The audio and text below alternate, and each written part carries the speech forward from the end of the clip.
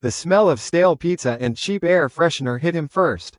It was a smell he hadn't experienced in a decade, a smell of ignorant bliss, of a world that still had things like late-night study sessions and midterm exams. Alex sat bolt upright in the narrow dorm bed, his heart hammering against his ribs like a trapped bird. The sheets were damp with a cold sweat that had nothing to do with the temperature of the room. His eyes, sharp and predatory from 10 years of surviving hell, darted around the confined space. Tacky band posters on the wall. A tower of textbooks threatening to collapse. His roommate, Kevin, snoring like a congested bear in the opposite bed. Outside the window, the sun was just beginning to cast a golden glow on the university campus. Students, bless their clueless little hearts, were already jogging, laughing, heading to early classes, completely oblivious. Alex swung his legs over the side of the bed, a low, guttural sound escaping his lips. It was half a laugh, half a sob. It was real. He was back. 30 days. He had 30 days until the ash-gray fog descended and the world began its screaming, bloody spiral into the abyss. He looked at the peaceful scene outside with a profound, chilling disgust. It was a lie, a beautiful, fragile lie that was about to be shattered into a billion pieces. He remembered the fog. He remembered the fevers, the choking, the way his neighbors' friendly faces had melted into the slack-jawed, hungry masks of the withered. Oh yes, he remembered. A flicker of something alien, something other, pulsed in his soul. The multi-dimensional breath space. His golden ticket, his one true companion through the desolate wasteland of his previous life. He focused his will, a silent command echoing in his mind. Across the room, the ridiculously expensive gaming laptop on Kevin's desk vanished. Poof. Gone. Kevin let out a particularly wet snore, oblivious. Alex held the thought for 5 seconds, feeling the laptop's distinct, solid presence within the silent, timeless void of his personal dimension, the stasis hold. Then, with another mental nudge, he released it. The laptop reappeared on the desk with a soft, imperceptible thump. A slow, wolfish grin spread across Alex's face. It still worked. The foundation of his entire plan was secure. His combat abilities, the devastating gravity field manipulation, were still dormant, but that was fine. In this early stage, logistics were king. And he, Alex, former supply chain director and logistics grandmaster, was about to become the god of logistics. He reached for his own laptop, his fingers flying across the keyboard. The news was filled with useless noise. Celebrity gossip, political squabbles. But buried deep, the signs were there if you knew where to look. Futures for staple grains and precious metals were showing weird, erratic jitters. A fringe science blog was discussing a report, quickly suppressed by government agencies, about an unprecedented impending solar flare. On a private forum for amateur astronomers, a user from Norway had posted a blurry photo of a gray aurora, a phenomenon that shouldn't exist. The world was whispering its own eulogy, and no one was listening. No one but him. He spent the next hour executing a plan he had mentally rehearsed 1,000 times in the filth and despair of the apocalypse. First, he liquidated everything. Every share of stock, every cent in his crypto wallet, all sold off in a flurry of keystrokes. Then came the fun part. Using a series of encrypted VPNs and forged digital identities, he accessed over 20 different predatory loan apps. The kind that promised instant cash with interest rates that would make a loan shark blush. He didn't just apply, he exploited their algorithms, inputting data that painted him as the perfect, desperate but reliable sucker. Within 60 minutes, a torrent of money, a truly obscene amount, flooded into a dozen anonymous offshore accounts. A cool $30 million. He felt a surge of giddy, almost maniacal power. Let them send their digital repo men. In a month, their collections agencies would be nothing but food for the withered. His next search was for real estate. Specifically, abandoned industrial sites. He typed in the keywords, abandoned quarry, granite, remote access. A listing popped up. Granite Peak Quarry, a defunct operation nestled deep in a mountain range 100 miles from the city. One single, easily defensible access road. A labyrinth of existing tunnels deep underground. Perfect. He didn't hesitate. He set up a shell corporation, Granite Peak Eco Adventures LLC, and made a cash offer, a ridiculously overblown one, through a high-priced lawyer. The reason? A luxury, off-the-grid eco-resort. The broker probably thought he was some trust fund kid with more money than sense. Good. The stupider they thought he was, the better. With the first pieces in motion, he made the most important call of his new life. "Dad, it's Alex. Call Mom and David. We need a family meeting. Tonight, it's a matter of life and death." The atmosphere in his parents' tidy suburban home was thick with confusion. His father, Arthur, a retired Army Corps engineer with a face carved from stone and hands that could build or break anything, sat in his armchair, his brow furrowed. His mother, Dr. May, a brilliant botanist and traditional medicine practitioner, watched him with gentle concern. His older brother, David, a special forces operator on leave, leaned against the wall, arms crossed, his entire being radiating coiled, kinetic energy. And then there was Uncle Bob, his father's younger brother, a man whose ambition was a flat, empty plane. Bob and his wife had just dropped by when they heard Alex was calling an emergency meeting, their faces a mask of feigned concern that barely hid their greedy curiosity. "So, Alex," Arthur began, his voice a low rumble. "You said it was urgent." Alex took a deep breath. "We're selling everything," he said, his voice flat and devoid of emotion.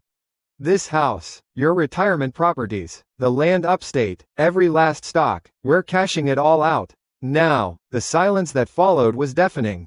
David uncrossed his arms. Dr. May's teacup clattered against its saucer. Then, Uncle Bob exploded with laughter.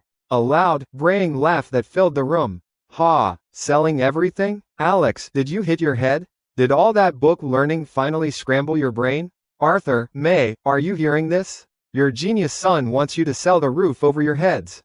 "For what? Some crazy crypto scheme?" Alex didn't even look at him. His eyes were locked on his father. "Dad, in 30 days, the world as we know it will end. It will begin with a fog that kills or sickens a third of the population. Then will come the acid floods, the scorching heat, a flash ice age, and monsters you can't even imagine.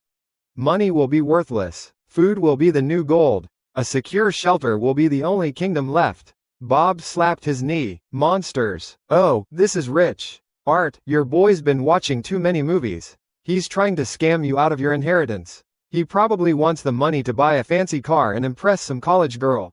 He shot a greasy look at his own wife, who nodded enthusiastically.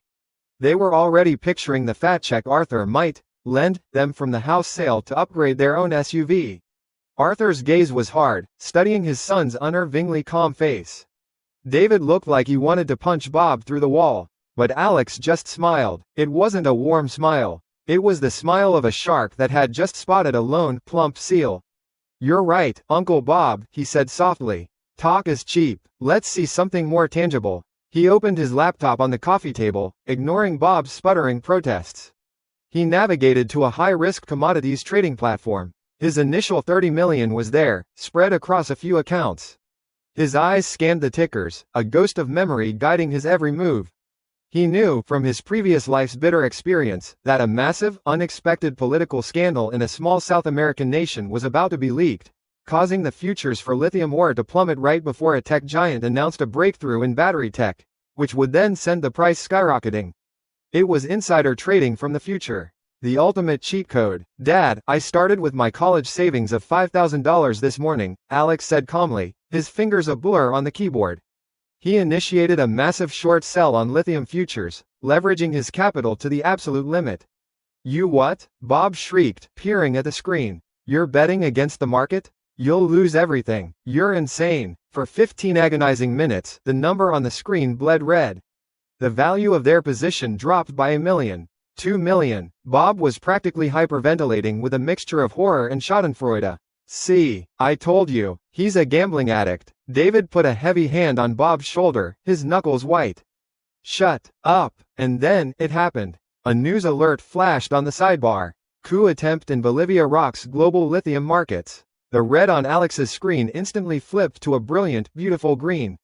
The number didn't just climb, it launched. It exploded upwards with a violence that made the air in the room crackle. $5 million in profit, $10 million, 15. Alex calmly closed the short position, then immediately dumped the entire sum into a long position, buying up the now dirt cheap contracts just seconds before a second alert popped up.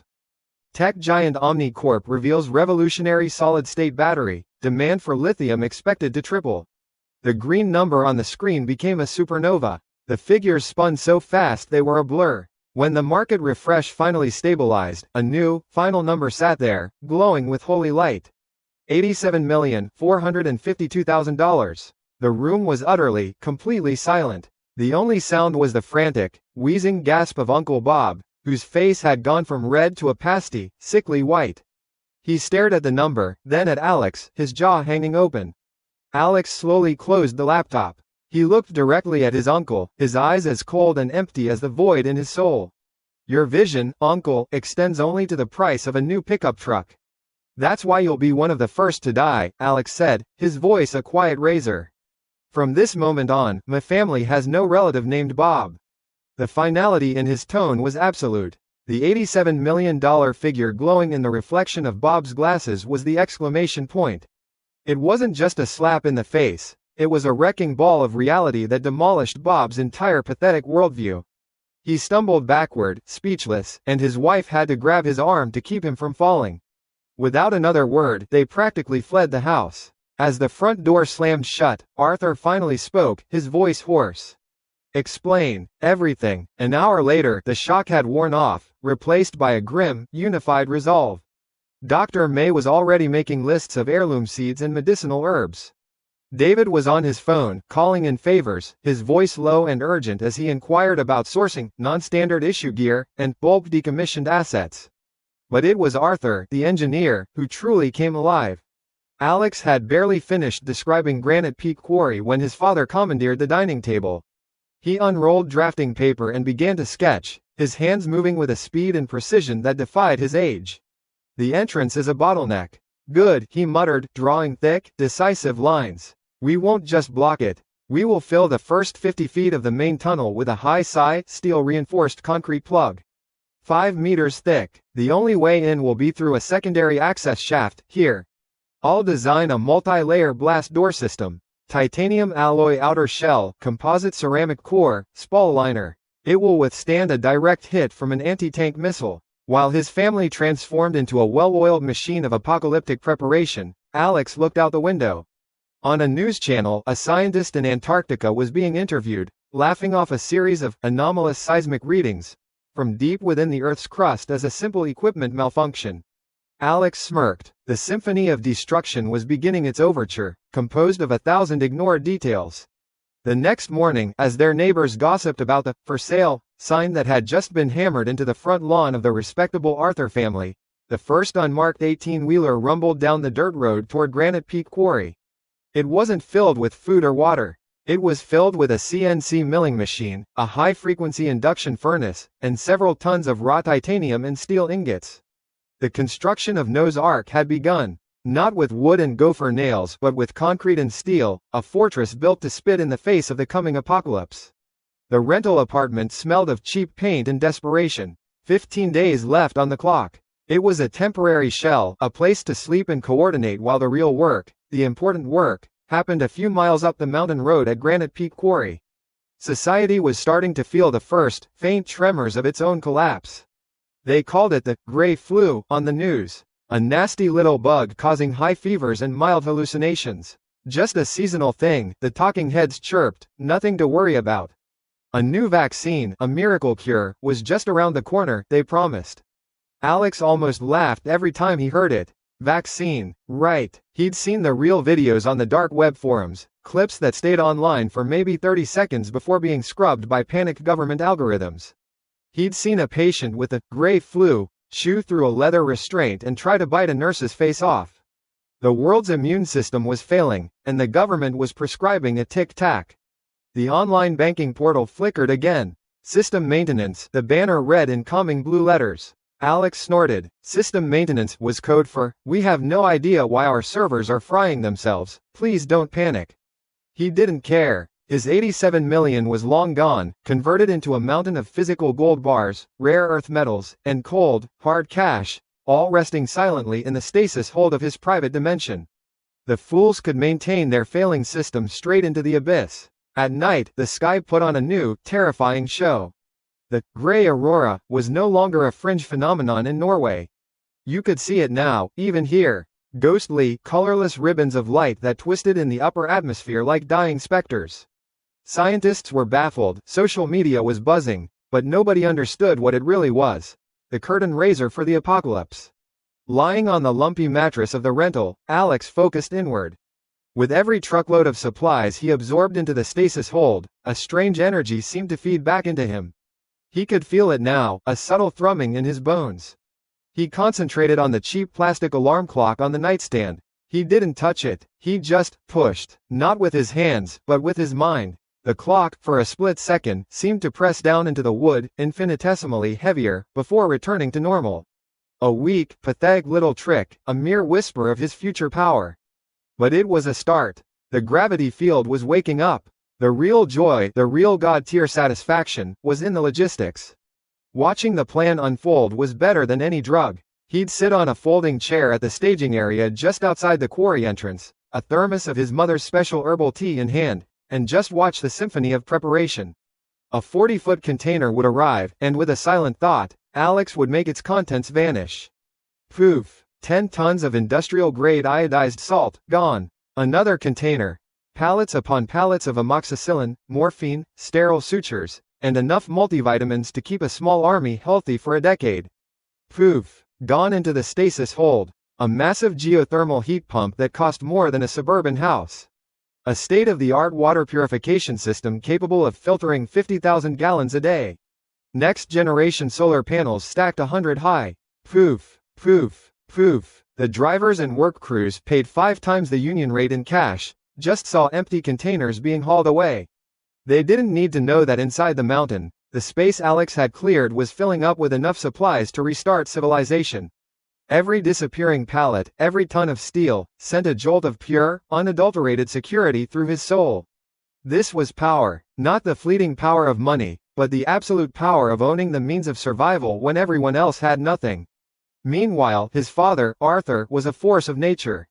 He was a titan in steel-toed boots, personally overseeing the pouring of the first concrete plug.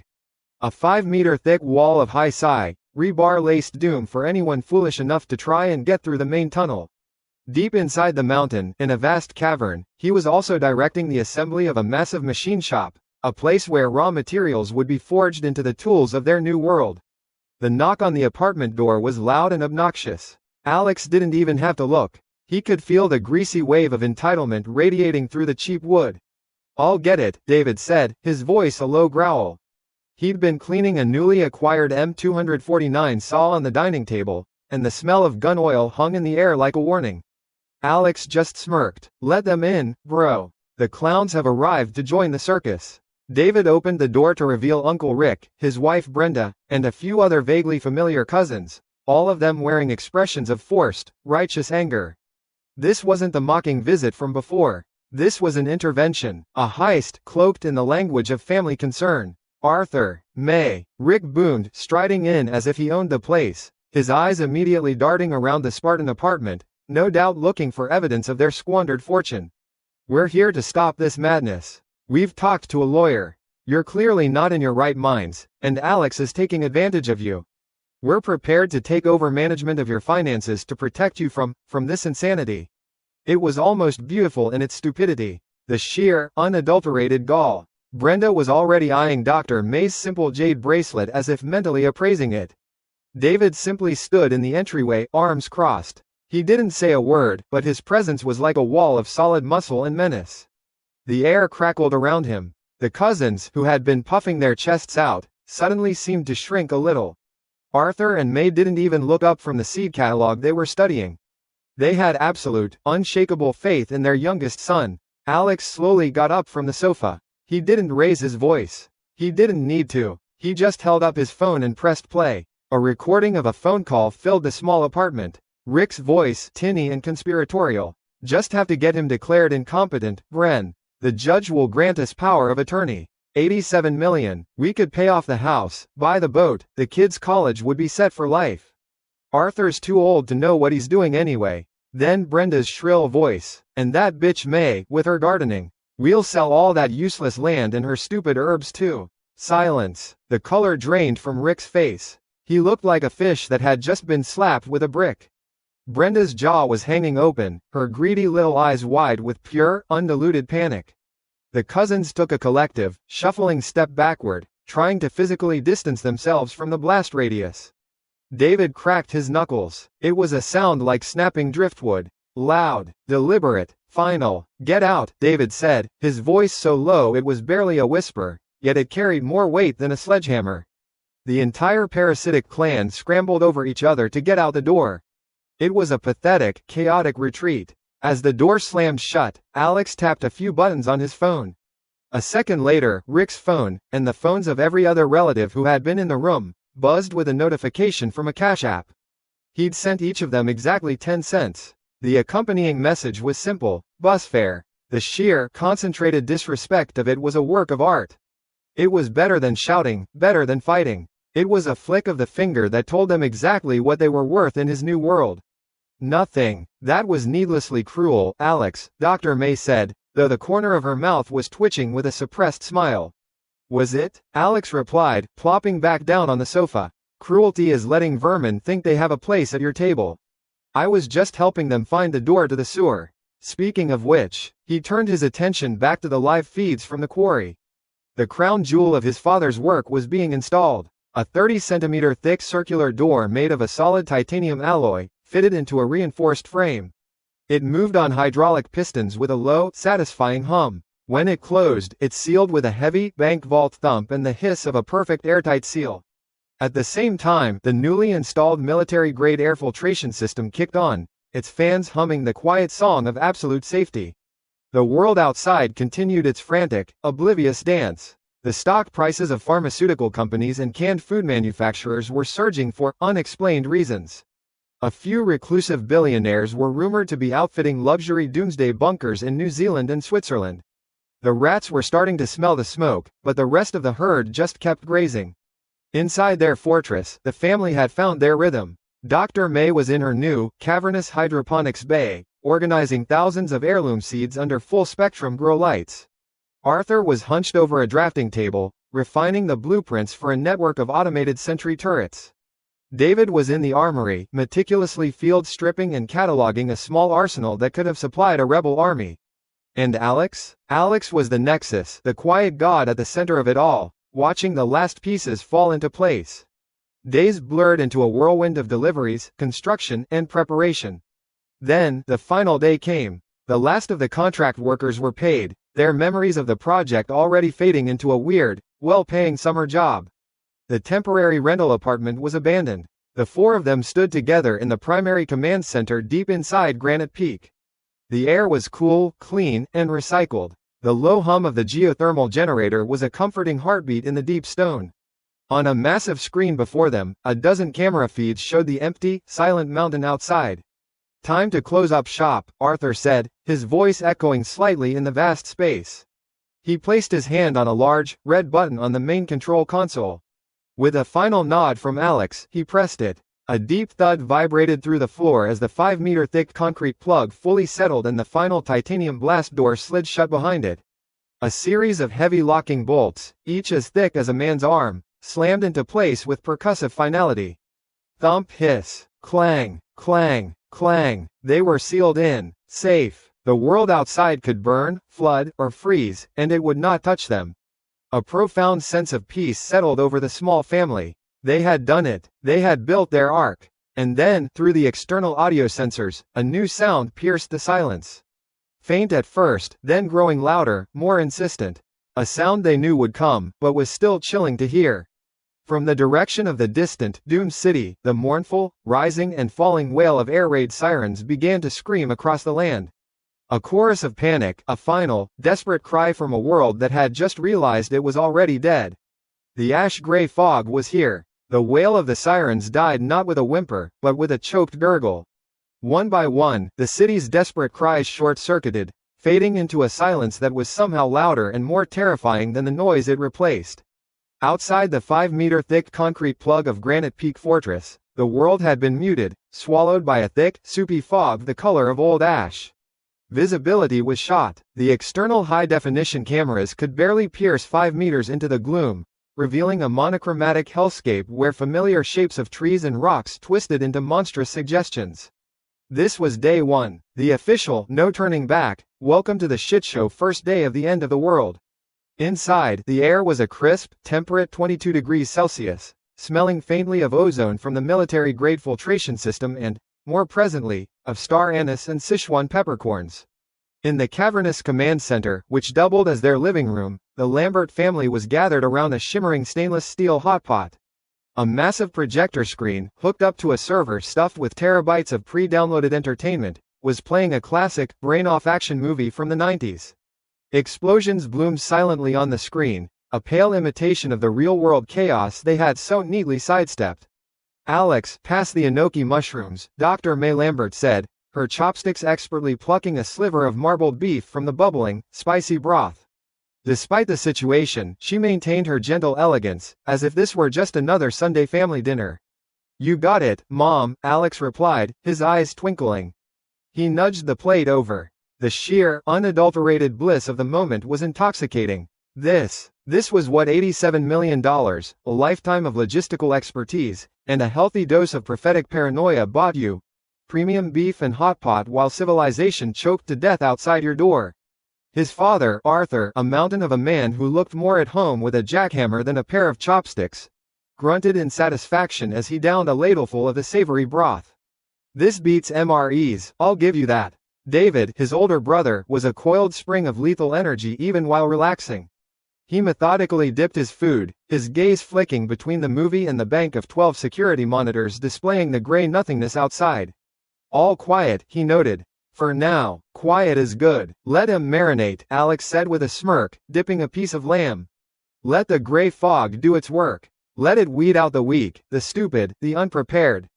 The world needed a hard reset, and he was just happy to be sitting in the control room for it. On one of the smaller monitors, a feed from the city's news channel flickered. A terrified anchorwoman, her makeup smeared, was shouting into the camera. "Not a weather phenomenon, I repeat, stay indoors. Do not breathe the fog. They are not human anymore. Oh God, they're breaking down the screen dissolved into a blizzard of static, then went black. A moment later, the entire grid of city camera feeds displayed on another monitor winked out, one by one, like dying stars. Plunge. The city was officially dark. "Well, so much for the evening news," Alex quipped, taking a long sip of his beer. It was then that a new sound began. Not a siren, something more primitive, a frantic, rhythmic banging. Thump, thump, thump. It came from the main entrance, transmitted through the sensitive audio sensors. It was the sound of fleshy, ineffective fists against meters of reinforced concrete and solid titanium. David's head snapped towards the speaker. Arthur put down his chopsticks. Alex just smiled. "Ah, the entertainment has arrived." He toggled a switch on the console. Audio on, external speaker active. A shrill, panicked voice, distorted by cheap amplification but utterly recognizable, screeched into their sanctuary. "Lambert, you crazy bastards, I know you're in there. Open this damn door." It was Karen, the busybody from down the street. The one who had gossiped at every neighborhood barbecue about how the poor Lamberts had lost their minds, how they had sold their beautiful home to go live in a cave like hillbillies. Her voice was a symphony of terror and entitlement. "Please, for the love of God, let us in," a man's voice, her husband, pleaded. Then, the wailing of a teenager. "Dad, I don't want to die." Alex leaned towards the microphone, taking a leisurely bite of a fish ball first. He chewed slowly, savoring it, before speaking. His voice, calm and casual, boomed out into the ashen wasteland. "Good evening, Karen. To what do we owe the pleasure?" There was a stunned silence, followed by a surge of furious relief from her. "Alex, you son of a bitch, open the door. There are things out here. People are going crazy." "Things?" Alex asked, feigning curiosity. He dipped a piece of tofu into the broth. "That sounds unpleasant. We're actually in the middle of dinner. Sichuan hot pot. It's delicious. You know, you were right, Karen. We Lamberts are completely insane. Crazy people, eating hot pot in a mountain. Meanwhile, you sane people are, well, you're out there.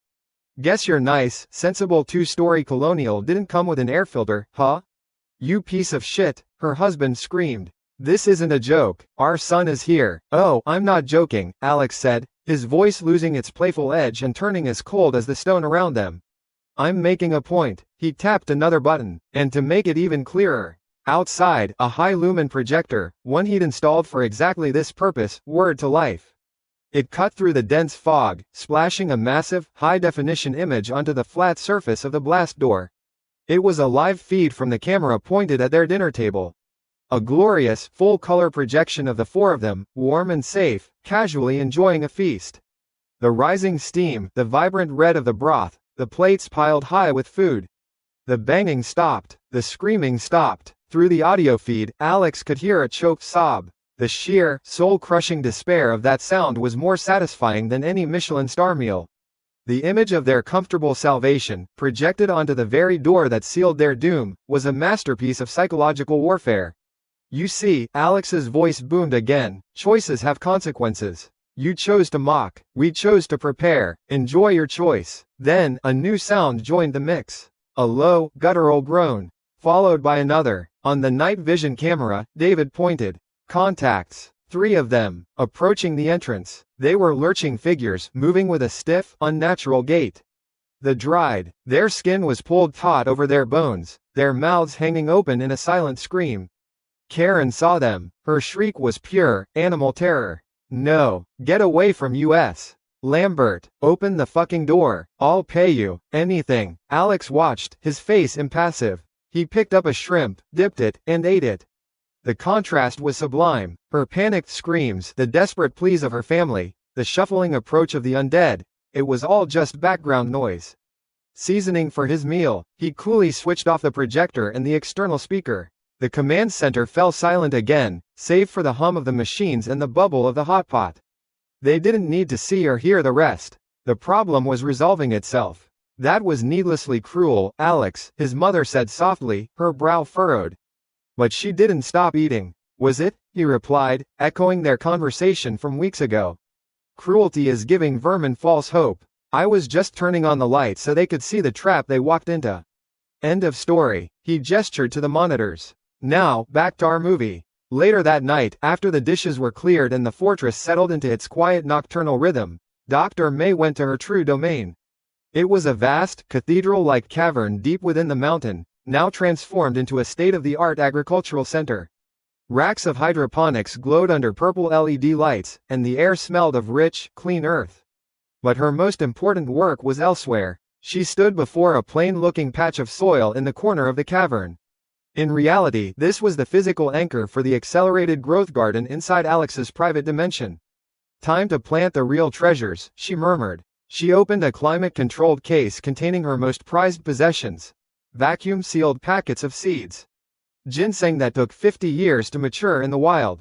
Cordyceps sinensis spores. The nearly extinct black-hearted lotus, a key ingredient for a powerful detoxifying agent she'd read about in an ancient text. She planted them carefully into the soil. With Alex's will as the catalyst, the soil shimmered and the seeds vanished, transported into the garden where one day outside was 30 days within. In a month of real-world time, she would have decades-old medicinal herbs ready for harvest. That was true power, the power to bend time itself to their will. Meanwhile, Alex was in the command center, channel surfing through dead air.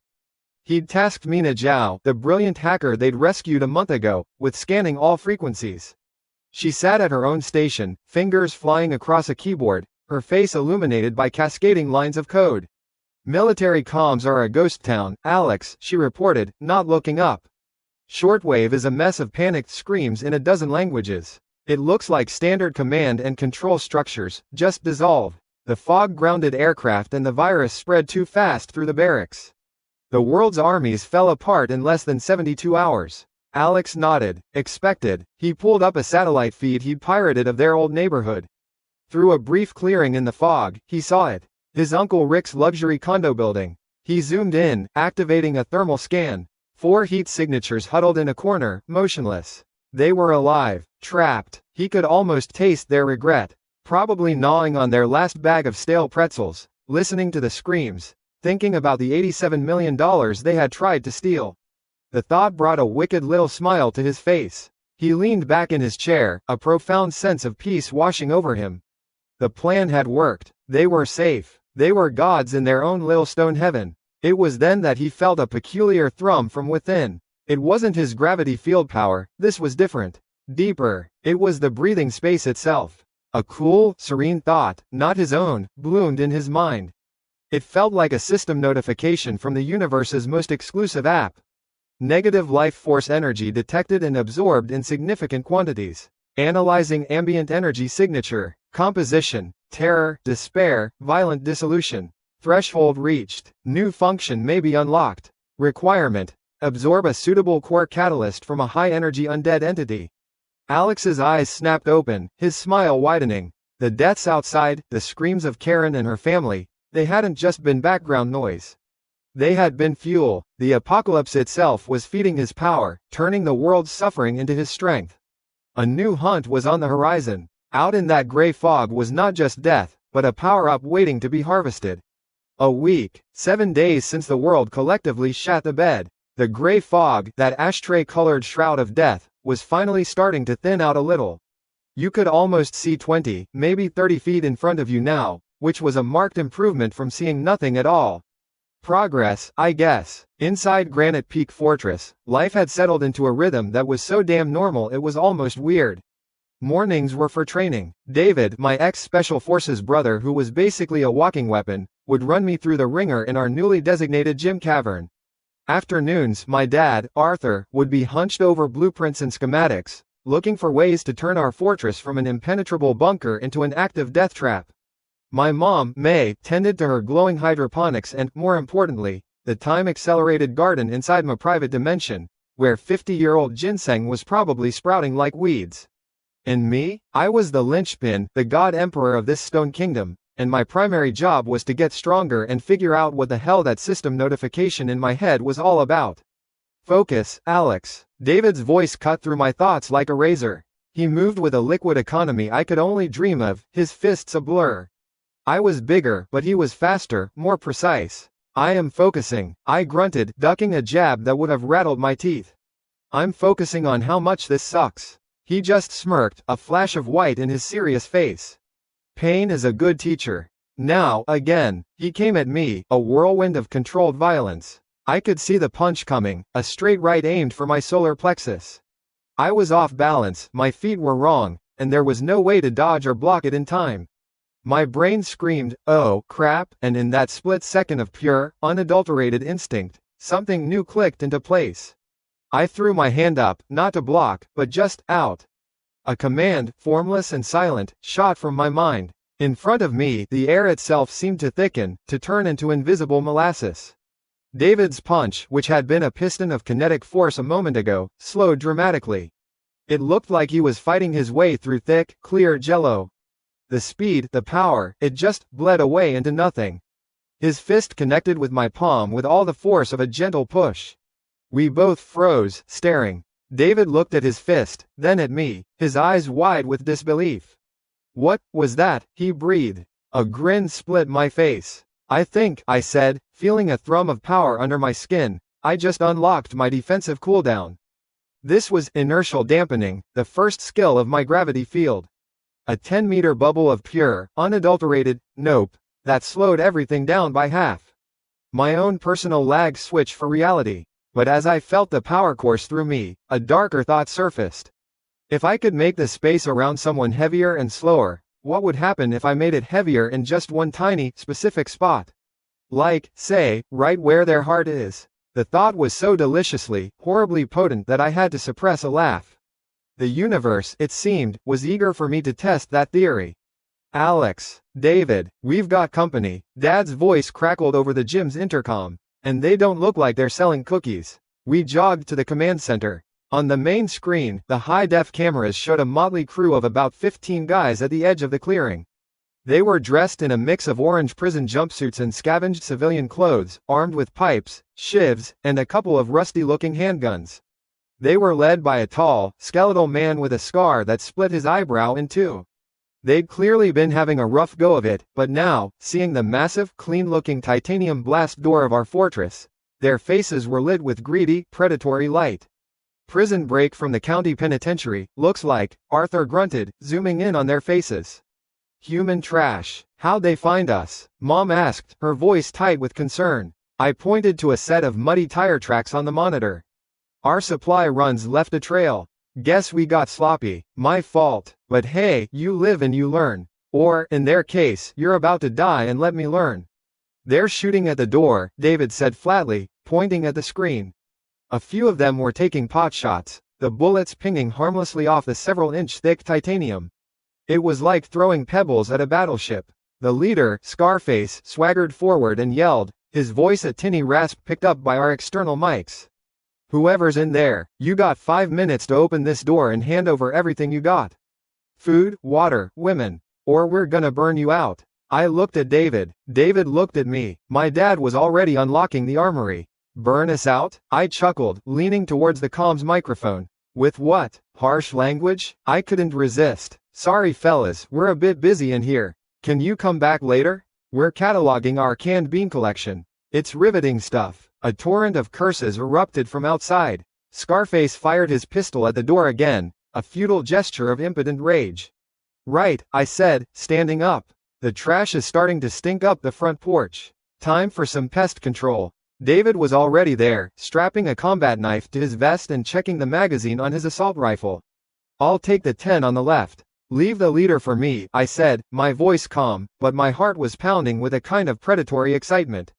"I want to try a new thing." The inner door hissed open, and we stepped into the kill zone vestibule before the main gate. David gave me a nod. Showtime. The massive titanium door slid sideways with a low hum, revealing the gray, misty afternoon and 15 stunned, slack-jawed morons.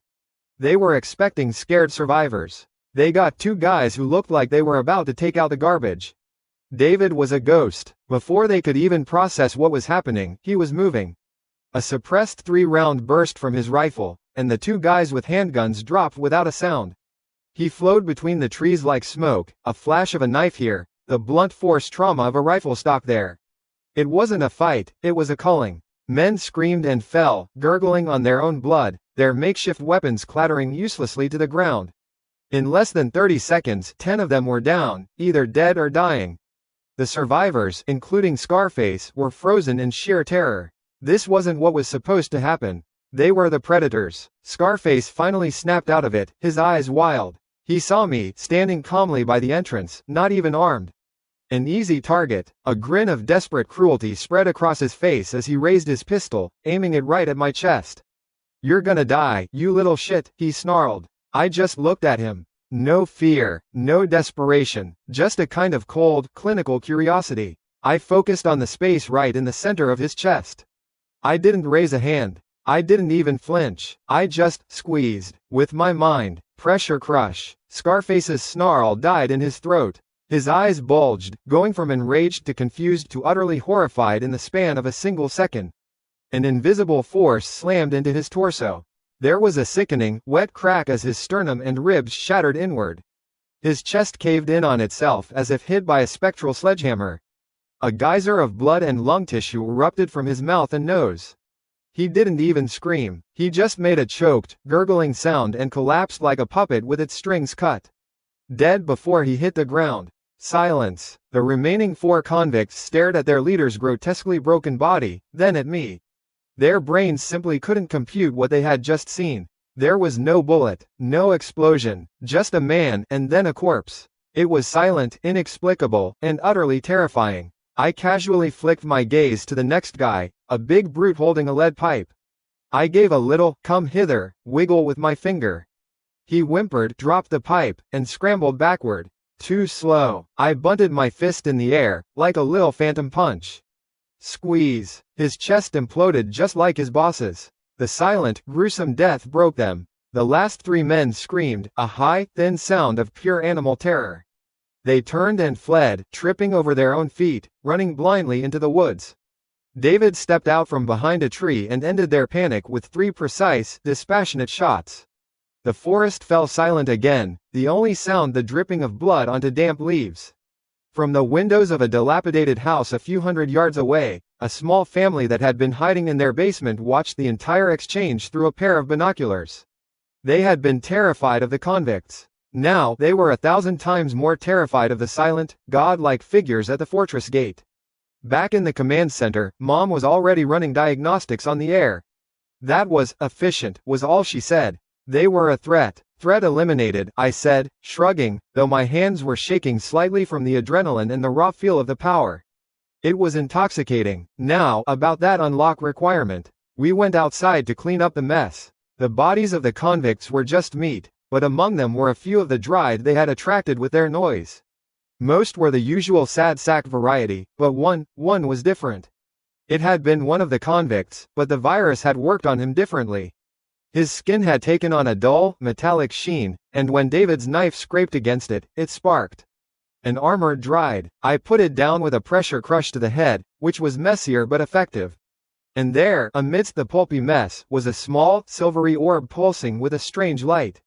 A core catalyst, the high-energy undead entity the system had told me about. I picked it up. It was cool to the touch. Holding it, I focused my will, and the orb dissolved into my palm, a stream of cool energy flowing into me, straight to the breathing space.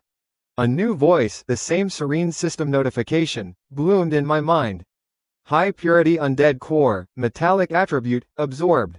Catalyst requirements met, unlocking new function, acquired, forge of molecular deconstruction. A new chamber in my internal space lit up. Inside was a platform and a complex, glowing interface. I knew, instinctively, what it did. It could break down any inorganic matter into its base elements and reassemble it according to a blueprint.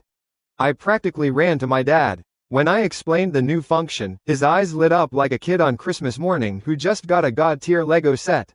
Molecular deconstruction and reconstruction? He breathed, his engineer's soul vibrating with sheer joy. Alex, do you have any idea what this means? He immediately had us drag one of the convicts' busted-up pickup trucks into the fortress's workshop. I placed my hand on the hood, activated the forge, and under Arthur's gleeful direction, the entire truck dissolved into shimmering pools of raw elements in my subspace. Iron, carbon, aluminum, copper, silicon. Okay, son, Arthur said, rubbing his hands together, his eyes gleaming. He brought up a schematic on a tablet. Crossbow bolts. I want an alloy of tungsten, carbon, and a trace of the armor plating from that freak. Give me a monomolecular cutting edge. Minutes later, a dozen sleek, black crossbow bolts materialized on the workshop table in a shimmer of light. They were perfectly balanced, lethally sharp, and far stronger than anything we could have scavenged. Arthur picked one up, his expression one of pure reverence. We weren't just surviving anymore. We were evolving. Later that night, I had Mina Zhao, our resident tech genius, do a deep scan of any broadcasting frequencies. The picture she painted was grim. Most major cities were now officially designated dead zones by the remnants of global governments. Military satellites showed them as cold spots on thermal imaging, teeming with undead. The navies had fared better, turning their carrier groups into mobile sea fortresses, but they were reporting encounters with things. Colossal, bioluminescent creatures rising from the deep trenches. Leviathans. The world was well and truly screwed. Then, I patched in a private, encrypted channel to check on Mina's old group. I'd offered to rescue her, but she'd refused, wanting to stay with her friends. Her face appeared on the screen, looking tired and pissed off. She was hunkered down in the city's central library. How's it going, Mina? I asked. We're eating the last of the canned peaches, Alex, she said, her voice a low hiss. Meanwhile, our glorious leader, Mark, just gave away 2 of our last medical kits to a group of strangers who promised they'd pray for us. He thinks generosity will get us through the apocalypse. The man's a walking PSA for why Darwin was right. We're running on fumes and goodwill, and we're all out of goodwill. I smirked. Sounds rough. It's stupid, is what it is, she snapped. A thought clicked. My dad stood beside me, holding one of his new super bolts. Alex, he said, this forge is incredible. But to make anything really complex, better armor, power cells, engine parts, I need more than just raw materials. I need energy, a lot of it, and I need detailed digital blueprints. The kind of CAD files and engineering data you'd find in a corporate or university server. My eyes met Mina's on the screen. The central library, a server full of data. My smile widened. It looked like we had our next destination. A rescue mission and a supply run, all rolled into one. Time to show St. Mark what real power, not prayers, could accomplish in the new world. The world wasn't content with just one flavor of suck. The Grey Fog had been Act 1, the creepy, atmospheric horror movie. Now, 35 days in, we were getting the sequel, the gritty industrial disaster film. They were calling it the Acid Rain, and it was a real charmer. It wasn't a downpour yet, just a constant, hissing drizzle that smelled faintly of battery acid and regret. We'd tested it, pH level of about 4.5, not enough to melt your skin off on contact, but leave a wrench outside for a day and it'd come back looking like a sad, rusty ghost. The world was being slowly, methodically dissolved. Air filters are at 94% efficiency. Mom's voice came over the comms set in our ride, a heavily modified Humvee that Dad had affectionately nicknamed the Beast. It was less of a car and more of a mobile bunker on wheels. But I don't like the spore count, Alex. It's climbing. Whatever you're doing, do it fast. Copy that, command, I replied, my eyes scanning the skeletal remains of a suburban street. Empty cars with doors flung open, faded bloodstains on the pavement, and shopping carts filled with pathetic, rain-soaked loot. Welcome to the new American dream. We're 5 minutes out from the library. In the passenger seat, David was a silent statue of lethality, cleaning a brand new monomolecular combat knife with a microfiber cloth. One of Dad's first creations from the forge. The thing was so sharp it probably cut the air just by existing. Dad, in the back, was poring over a tablet displaying the library's structural blueprints. He wasn't looking at escape routes, he was looking for load-bearing walls and server room locations. Priorities. Then I saw them. At the end of the block, a pack of them darted from one ruined storefront to another. They weren't your standard shambling dried. These things were fast. They moved on all fours, canine bodies twisted and corrupted. Their skin was pulled tight over their ribs, patches of fur sloughing off to reveal gray, dead flesh. Their faces were the worst part, split open into a permanent, snarling grin, revealing rows of needle-like teeth. Corpse hounds, the latest trash mob the apocalypse had spawned. They were smarter than the zombies, hunted in packs, and had a nasty habit of flanking their prey. Hounds at 9 o'clock, David said, his voice flat. He didn't even look up from his knife. Noted, I said, gripping the steering wheel. Let's not get their attention. We pulled up a block away from the grand, neoclassical facade of the city's central library. It was an impressive building, a holdover from an age that believed in things like public knowledge and quiet contemplation. Now, it was just another potential tomb. And from the looks of it, a particularly busy one. A souped-up school bus, painted matte black with crude skulls, was parked diagonally across the main steps, effectively blocking the entrance. It was surrounded by a dozen or so men who looked like they'd just walked off the set of a Mad Max knockoff. Leather vests, chains, nasty-looking melee weapons, and the kind of dead-eyed expressions that said they'd trade their own mother for a can of lukewarm beans.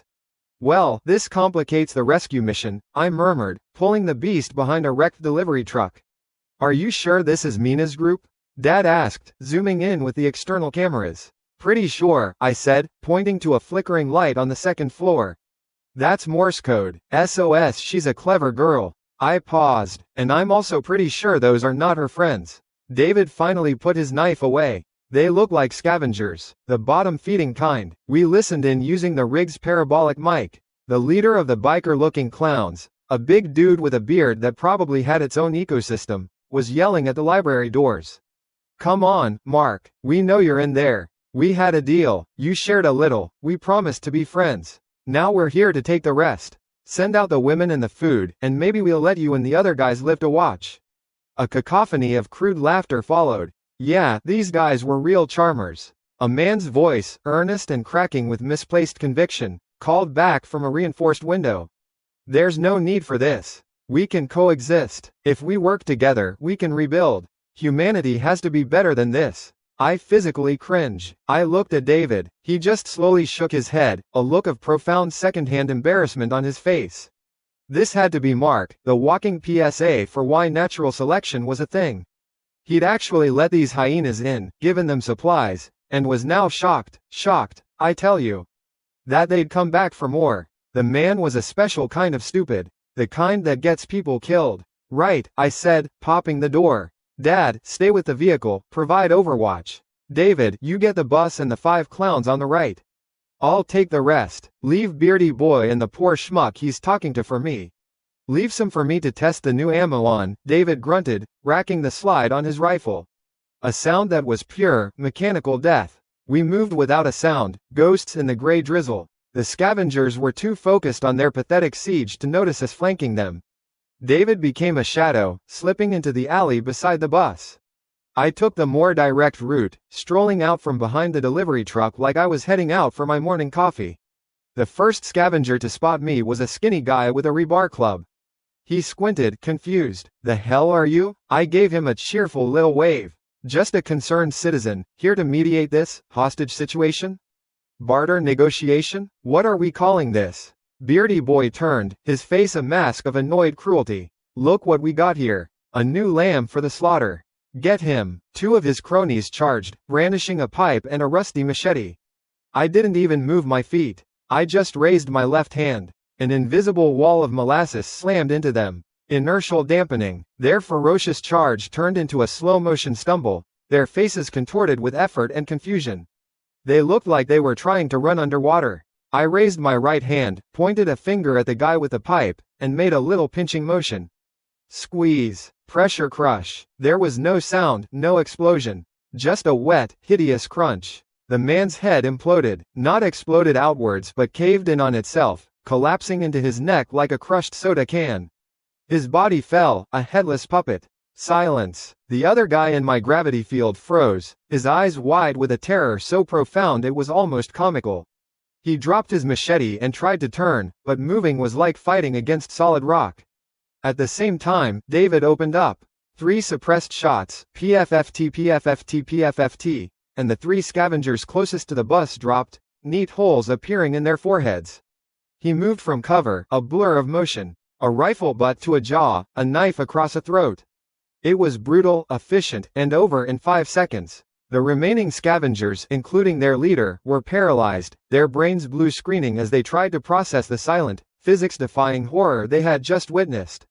From the second-floor window, Mark screamed, "Yes! Help us! Take them out! It's your duty as a strong survivor to protect the weak." I ignored his idiotic yelling. My gaze locked onto a figure standing behind him, a young woman with short, practical hair and glasses, holding a length of iron pipe like a baseball bat. Her knuckles were white, but her eyes were cold and analytical. "Mina Zhao." I looked straight at her, projecting my voice. "Mina Zhao, I need a top-tier IT specialist. My base has a fully functional, geothermally powered server farm. Work for me, you'll have a tech paradise to play with. You'll be safe, you'll be fed, and your skills will actually be valued." I paused, then gestured with my chin towards Mark. "Stay here with him, and you'll be a tragic footnote in his Darwin Award acceptance speech. Your choice." Mina didn't hesitate for a second. The look in her eyes shifted from desperate defiance to cold, hard calculation. She looked at Mark's pleading face, then back at me. She dropped the iron pipe. It clattered loudly on the floor. "I'm with you," she said, her voice clear and steady. Mark stared at her, betrayed. "Mina, what are you doing? We're a community. We have to stick together. Your community is about to get us all killed," she shot back, already moving away from the window. Beardy Boy finally snapped out of his stupor, his terror replaced by cornered animal rage. "You think you can just kill my men?" He raised a sawed-off shotgun, pointing it at me. I sighed. Honestly, I thought it would be harder. I looked at him and gave my head a slight, dismissive shake. I focused the pressure not on his chest this time, but on the air inside his lungs. I just squeezed. Gently. He gasped, dropping the shotgun. His face turned purple, his eyes bulged as his own body betrayed him, the air in his lungs compressing, refusing to be exhaled. He clawed at his throat, making horrible, silent choking noises before collapsing, suffocating in an atmosphere of perfectly breathable air. The last few remaining scavengers broke. They shrieked and ran. David didn't even give them the dignity of a chase. He raised his rifle and ended their flight with a few more precise, passionless shots. The silence that fell was heavy, broken only by the hissing rain. What are you?" Mark whispered from the window, his face pale with horror. "You killed them, you didn't have to kill them all." I just looked up at him. "They were a problem. The problem is now solved. Mina, get your stuff. You have 2 minutes." Mina appeared at the library's side door, a single backpack slung over her shoulder. She didn't look back. "What about us?" Mark screamed as we started to walk away. The other survivors in his group were crowding the window now, their faces a mixture of fear and desperate hope. "You can't just leave us. There are monsters out there." As if on cue, a low, guttural howl echoed from the end of the street. Then another, and another, the corpse hounds, drawn by the gunshots.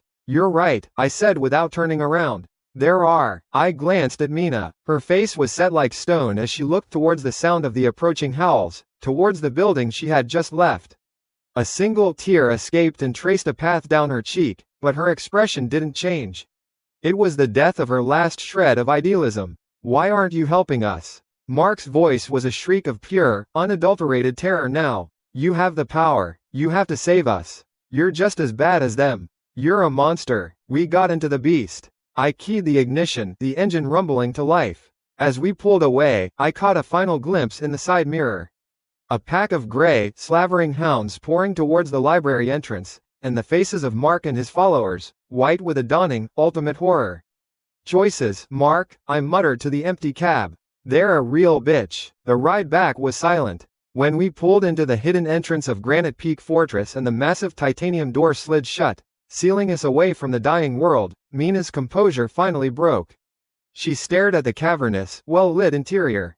The workshop, the hydroponics bay, the clean air, the sense of absolute security. She stumbled out of the vehicle, her backpack sliding from her shoulder. Her jaw was slack. This is real? She whispered, her voice trembling. Welcome home, Mom said, greeting her with a warm smile and a steaming mug of something that smelled like real coffee.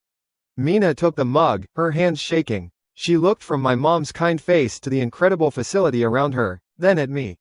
The coldness in her eyes was replaced by something fierce, something absolute. I'll do anything, she said, her voice raw. Give me access to a terminal. Tell me what you need. I will build you a digital fortress to match this one. She wasn't kidding. Within an hour, she was installed in the command center, her fingers flying across a keyboard with a speed that was frankly terrifying. She was a virtuoso, and this was her grand piano. The military comms satellites are mostly dead or running on automated protocols, she explained, her eyes glowing with the light of the multiple screens. But their orbital positioning systems are still active. If I can piggyback on their signal, I can create a new network, a ghost network. I can write an analysis AI, it could scan the region, map heat signatures, track herd movements, even flag potential survivor signals. She was in her element. As she worked, a strange look came over her face. She stopped typing and closed her eyes, tilting her head as if listening to something no one else could hear. Whoa, she breathed. I can feel it. The power grid in the walls. The Wi-Fi signal from the router. It's like a river of information. I can see the data streams. I grinned. Another one awakens. Her new data flow ability was the perfect tool for a super hacker in a world gone dark. She spent the next few hours in a state of ecstatic concentration. Then, a sharp ping echoed through the command center. A new window popped up on the main screen, labeled, Anomalous Biosignature. What's that? David asked, leaning in. Mina frowned, her fingers dancing again. My AI found something. It's a massive energy source, but it's biological. And it's stable, not moving, not fluctuating wildly like the undead herds. She pulled up a satellite map, and a red marker pulsed over a specific location in the city's ruined downtown. Location is odd. I looked at the screen. The marker was pulsing directly over what used to be Aria, the city's most exclusive, 5 Michelin-star restaurant. A place so expensive you practically had to sell a kidney for a reservation. A massive, living power source is sitting in an abandoned fancy restaurant? I mused aloud. The absurdity of it was almost poetic. Well, I guess I know where we're going for dinner. The sky had been crying battery acid for a week straight now, and its mood wasn't improving. Day 45 of the end of the world felt less like a dramatic finale and more like a slow, irritating chemical burn. The rain wasn't a downpour, just a persistent, venomous drizzle that hissed when it hit the armored shell of the beast. Connor had tested it this morning. The pH was hovering around 4.0. Strong enough to turn a forgotten steel pipe into a flaky rust stick in a day. The world was dissolving, one sad, sizzling drop at a time. This lovely new weather had also spawned a new brand of vermin.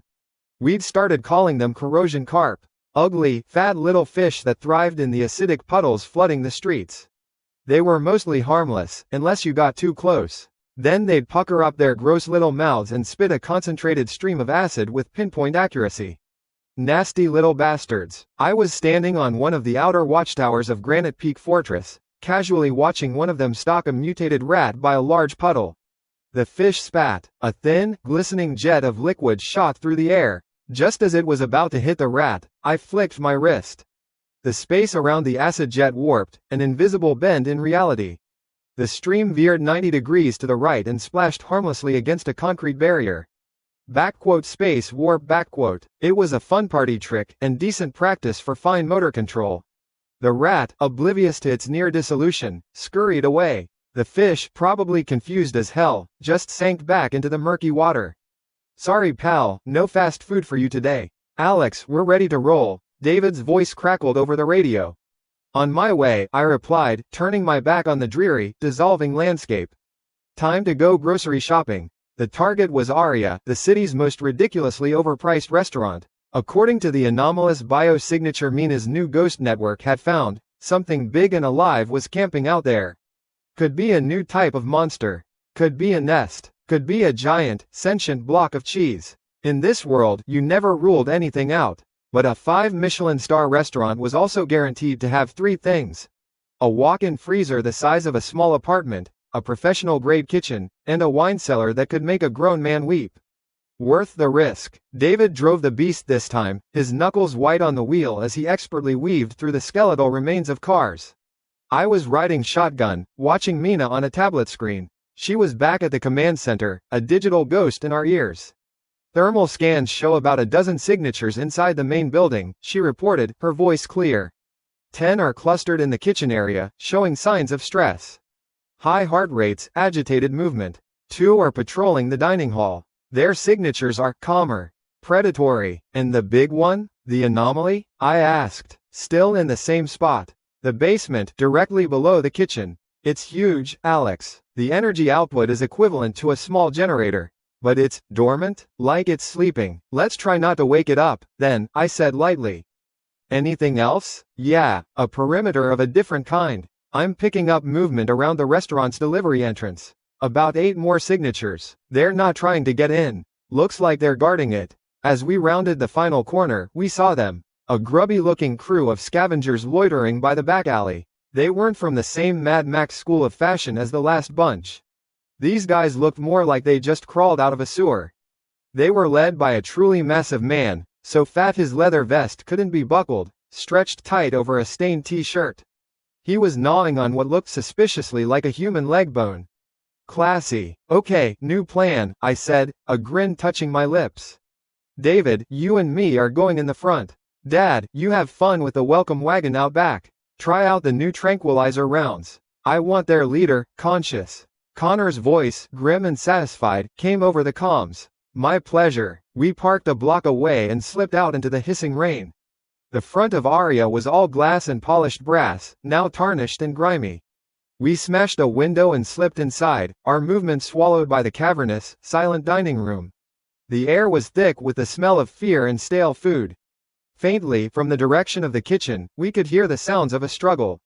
A man's guttural laugh, and a woman's defiant shout. We moved towards the sound, sticking to the shadows. The kitchen doors were propped open. Inside, a group of 5 ragged-looking people, a young boy, a few dishwashers by their uniforms, were huddled in a corner, defended by a woman with a chef's knife. She was maybe mid-30s, with tired but fierce eyes and her dark hair pulled back in a messy bun. She was standing her ground against 2 thugs armed with tire irons.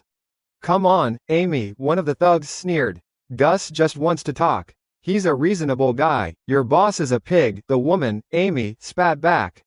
He can starve out there with the rest of you cannibals. This food is for us. Just then, the back door to the kitchen burst open, and the fat man from the alley strode in, dragging a bound and gagged man behind him. He must have been the leader of the group inside. Amelia Flores, the fat man boomed, his jowls quivering. He was the spitting image of a certain cartoon pig, if that pig had taken up a life of post-apocalyptic crime. You remember me, Gus, from The Sizzling Skillet. You and your fancy French techniques always looked down on my honest American food.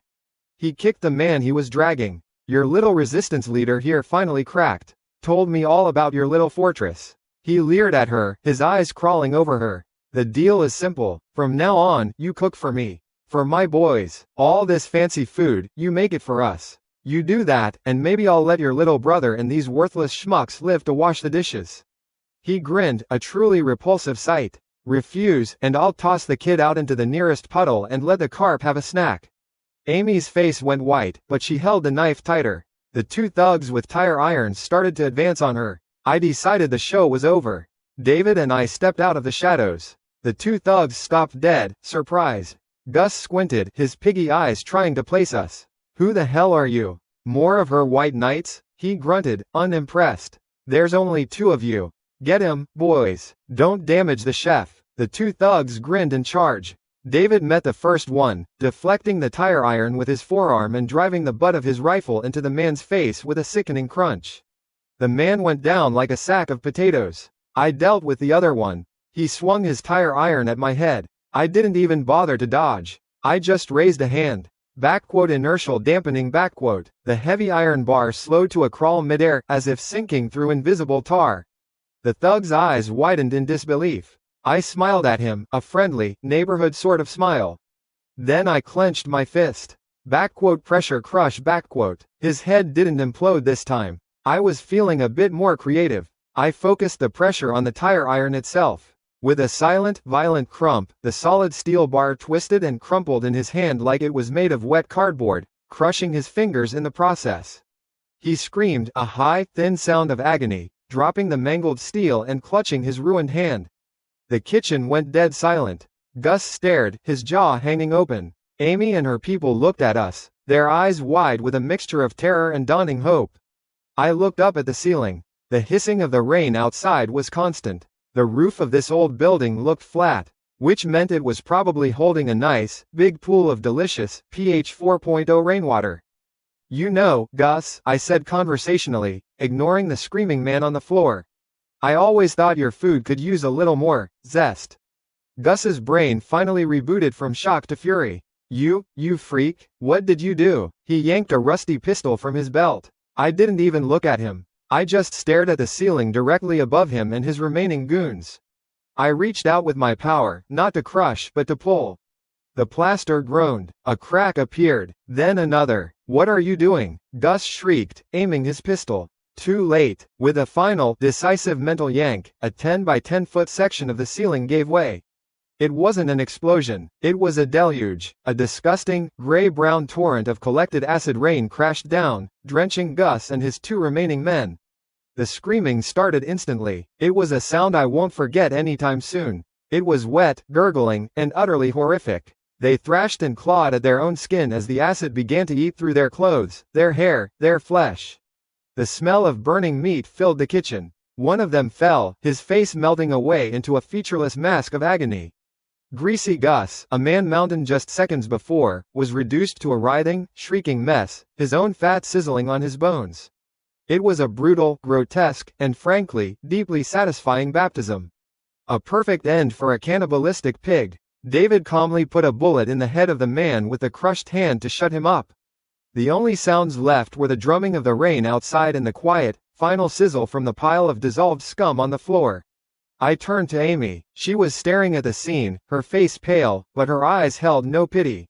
Only a profound, shuddering relief. The young boy, her brother, ran to her and buried his face in her side. Thank you, she whispered, her voice trembling but firm. Thank you for taking out the trash. My pleasure, I said. I'm Alex. We're clearing this place out. We have a secure base, deep in the mountains. We have power, clean water, and we're always looking for skilled people.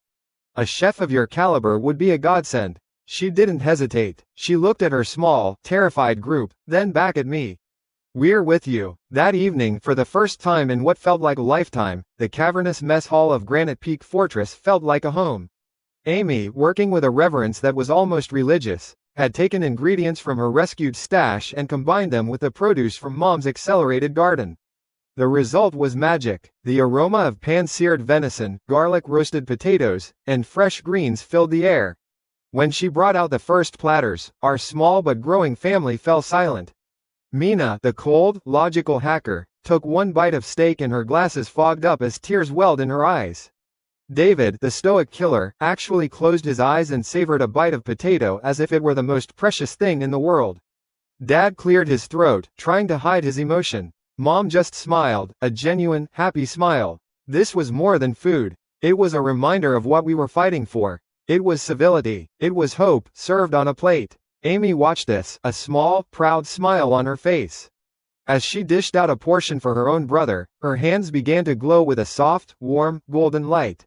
She gasped, dropping the spoon. What was that? She stammered, looking at her hands. I grinned. Congratulations, chef. Looks like you've just unlocked your special ability. The food she served now didn't just fill our stomachs. It seemed to mend our weary bodies and soothe our frayed nerves. The aches from a day of patrols faded. The tension in our shoulders eased. Nourishing touch. An invaluable support skill had just been born in our kitchen. Later that night, after the most incredible meal of my second life, we were clearing out the rest of Arya's kitchen with Amy's guidance. There's a private wine cellar, she mentioned. The owner built it for his personal collection. It should be behind this wall. David and Connor tore down a section of false wall in the pantry, revealing a heavy steel door. A few minutes with a crowbar and it creaked open, revealing a small, stone-lined staircase leading down into darkness. The air that wafted up was cool and smelled of old wine and dust. A treasure trove. We descended carefully, flashlights cutting through the gloom. Racks of priceless wine bottles lined the walls, a relic of a world that no longer existed.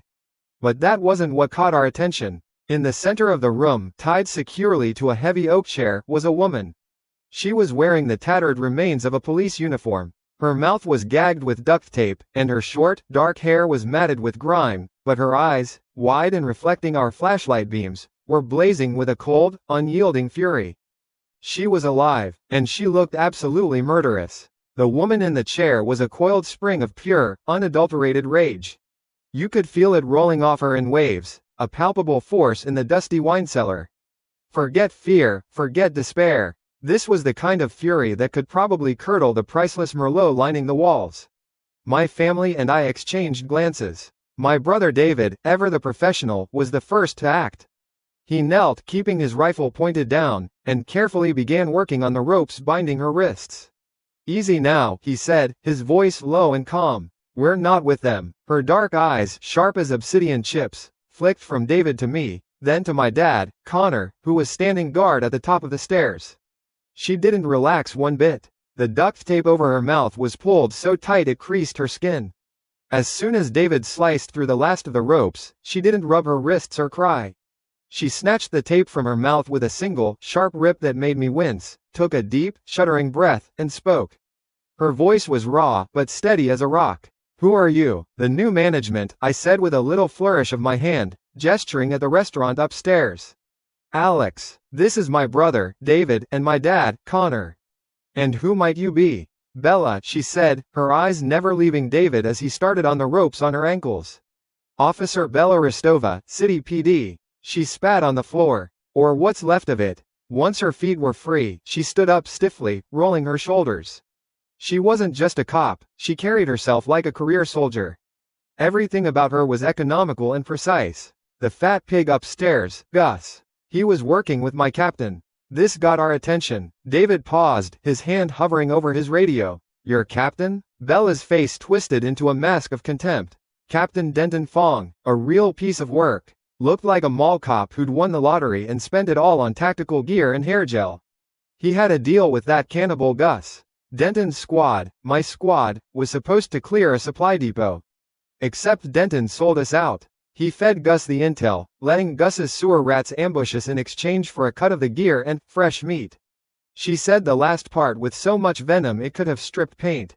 We fought, she continued, her voice low and dangerous. We were good, but Denton shot our point man in the back.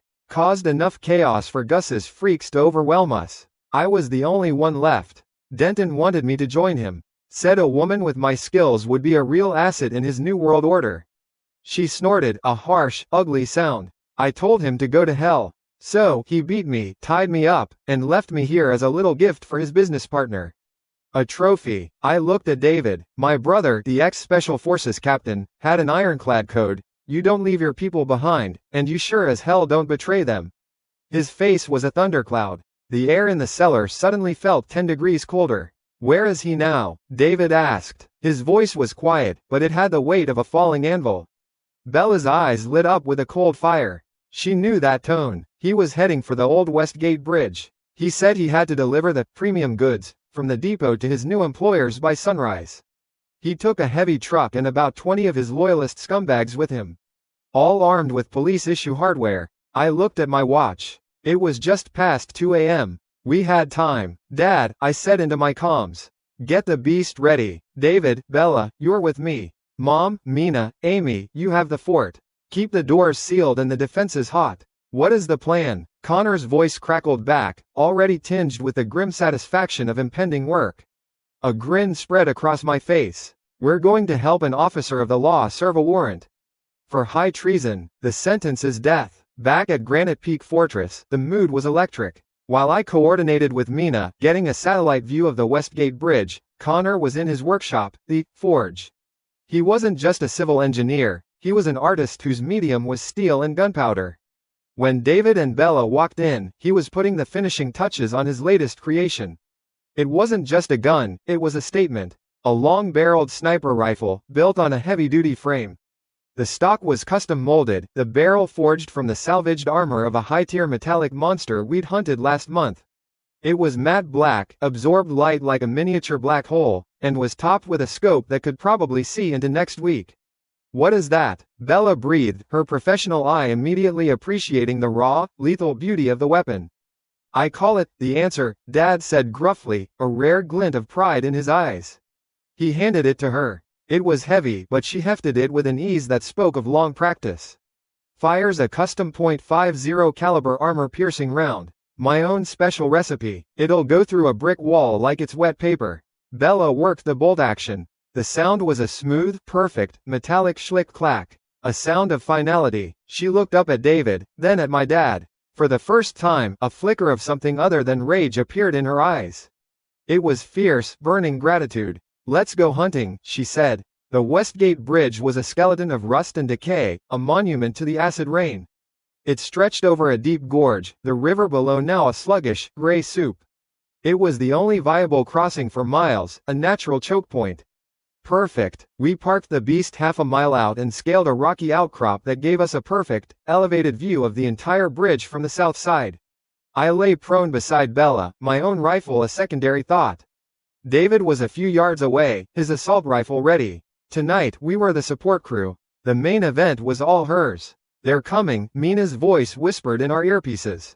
Heavy truck and 2 escort jeeps, just like she said. A few minutes later, headlights cut through the gloom. The small convoy rolled onto the bridge, confident and loud. They stopped mid-span. A man in tactical gear with ridiculously shiny hair hopped out of the lead jeep. Denton Fong, in the flesh. He stretched, arrogant and casual, as his goons started dismounting, laughing and joking. What a joke, David muttered beside me. No perimeter, no overwatch. They think they own the world. Denton pulled out a radio. Almost at the rendezvous. Yeah, the package is secure. The bitch cop is taken care of, too. Left her as a peace offering for Gus. Hey, yeah, a real screamer. Bella, lying perfectly still beside me, didn't flinch. Her breathing was slow and even. She adjusted the scope on the answer, her finger resting lightly on the trigger. The world seemed to hold its breath. Then, headlights flared at the opposite end of the bridge. It was a single, beat-up pickup truck. It screeched to a halt. A lone figure jumped out.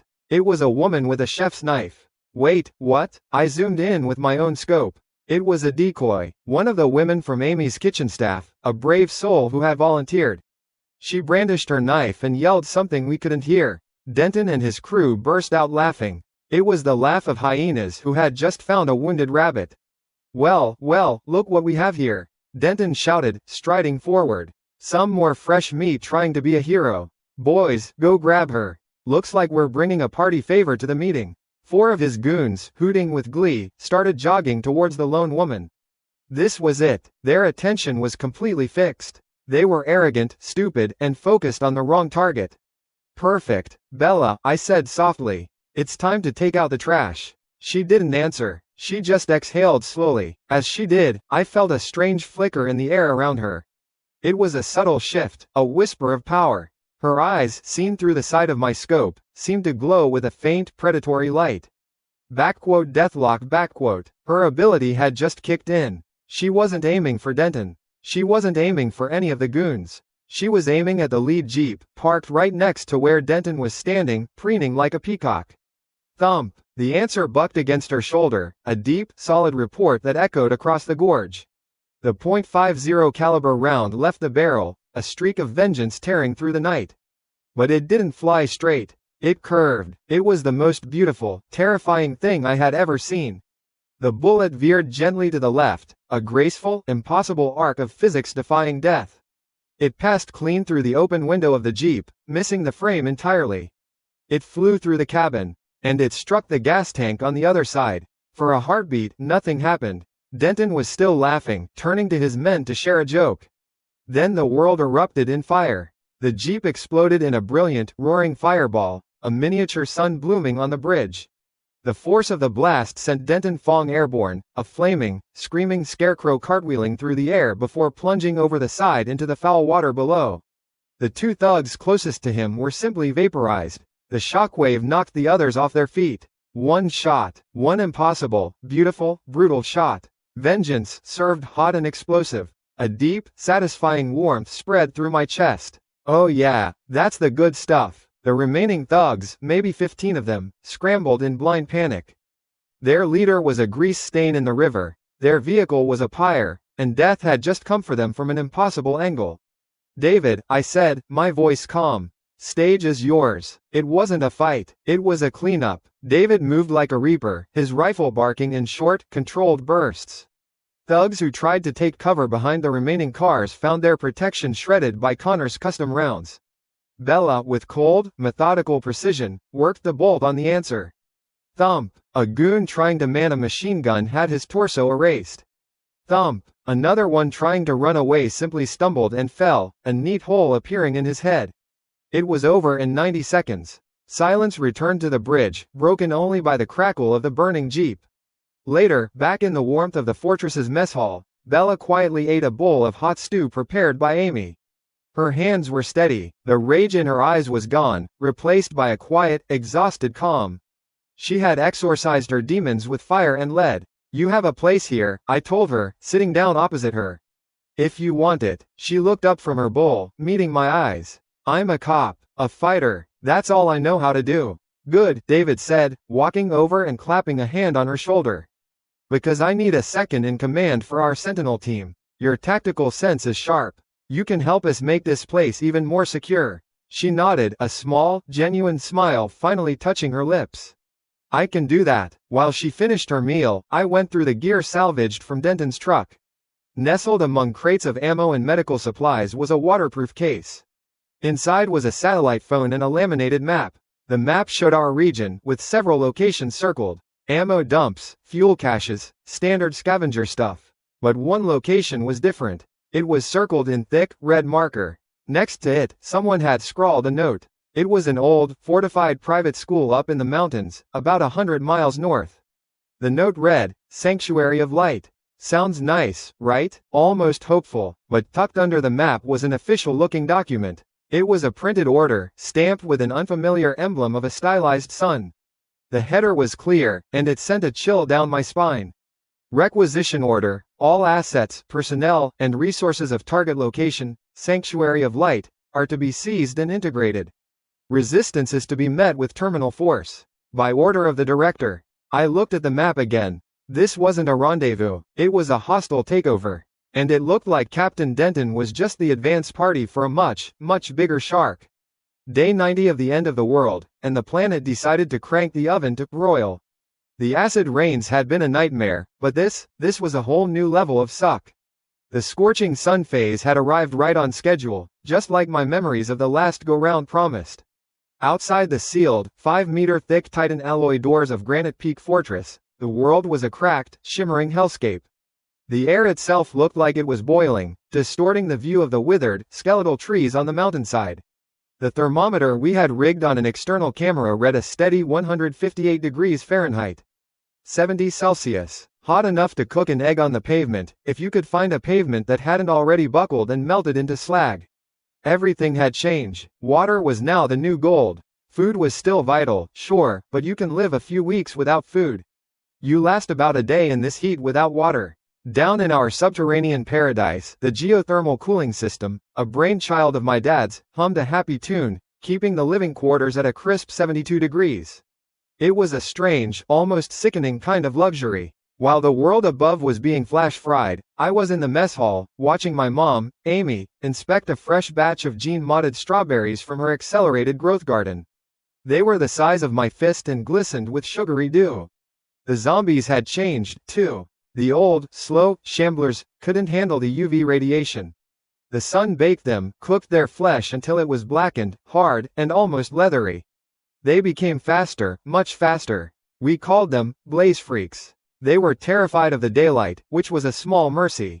They'd hide in deep shadows or underground during the day and come out to hunt in frenzied packs at night.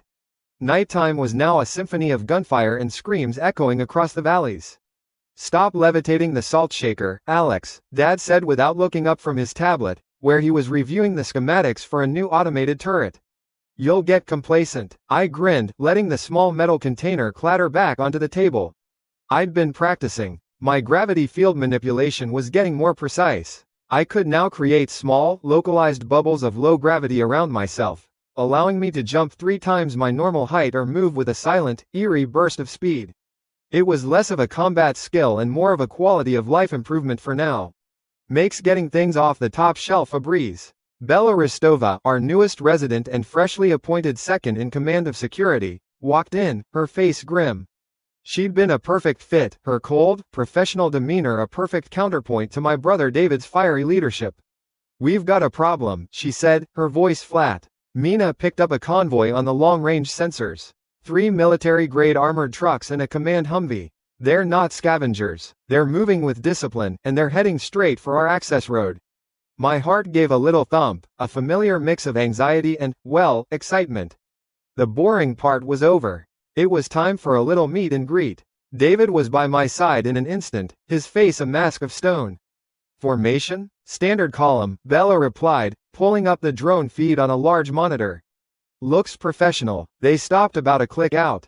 "Looks like they're sending a delegation." I leaned back in my chair, steepling my fingers. Well, look what the cat dragged in. After 3 months of blissful quiet, the taxman cometh. Even in the apocalypse. "What's the play, Alex?" David asked, his hand already resting on the pistol at his hip. "The play?" I chuckled. "We play the gracious hosts, of course. Let's not be rude. Amy, could you ask Chloe to brew up some of that iced coffee? And maybe slice up some of those chilled melons from the garden? Let's show our guests some proper hospitality." David and Bella looked at me like I'd grown a second head, but my dad just grunted in approval. He knew me. He knew my brand of psychological warfare. The most devastating weapon isn't a gun. It's showing someone a paradise they can never have, right before you crush their hope. 30 minutes later, the delegation arrived at our main gate. Through the high-definition camera, we watched them. Leading the group was a man in a crisp, clean uniform, a major's insignia gleaming on his collar. He was tall, had a jaw that could cut diamonds, and an air of absolute, unshakable arrogance.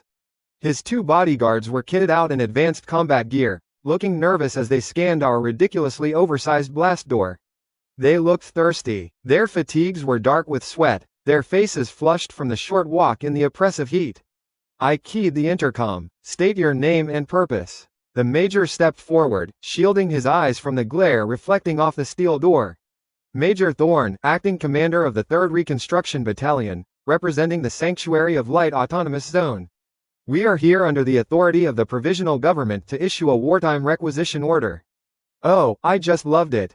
Provisional Government. Requisition order. The sheer, unadulterated balls on this guy. It was almost impressive. "A requisition order?" I replied, letting a bit of confused, civilian awe creep into my voice.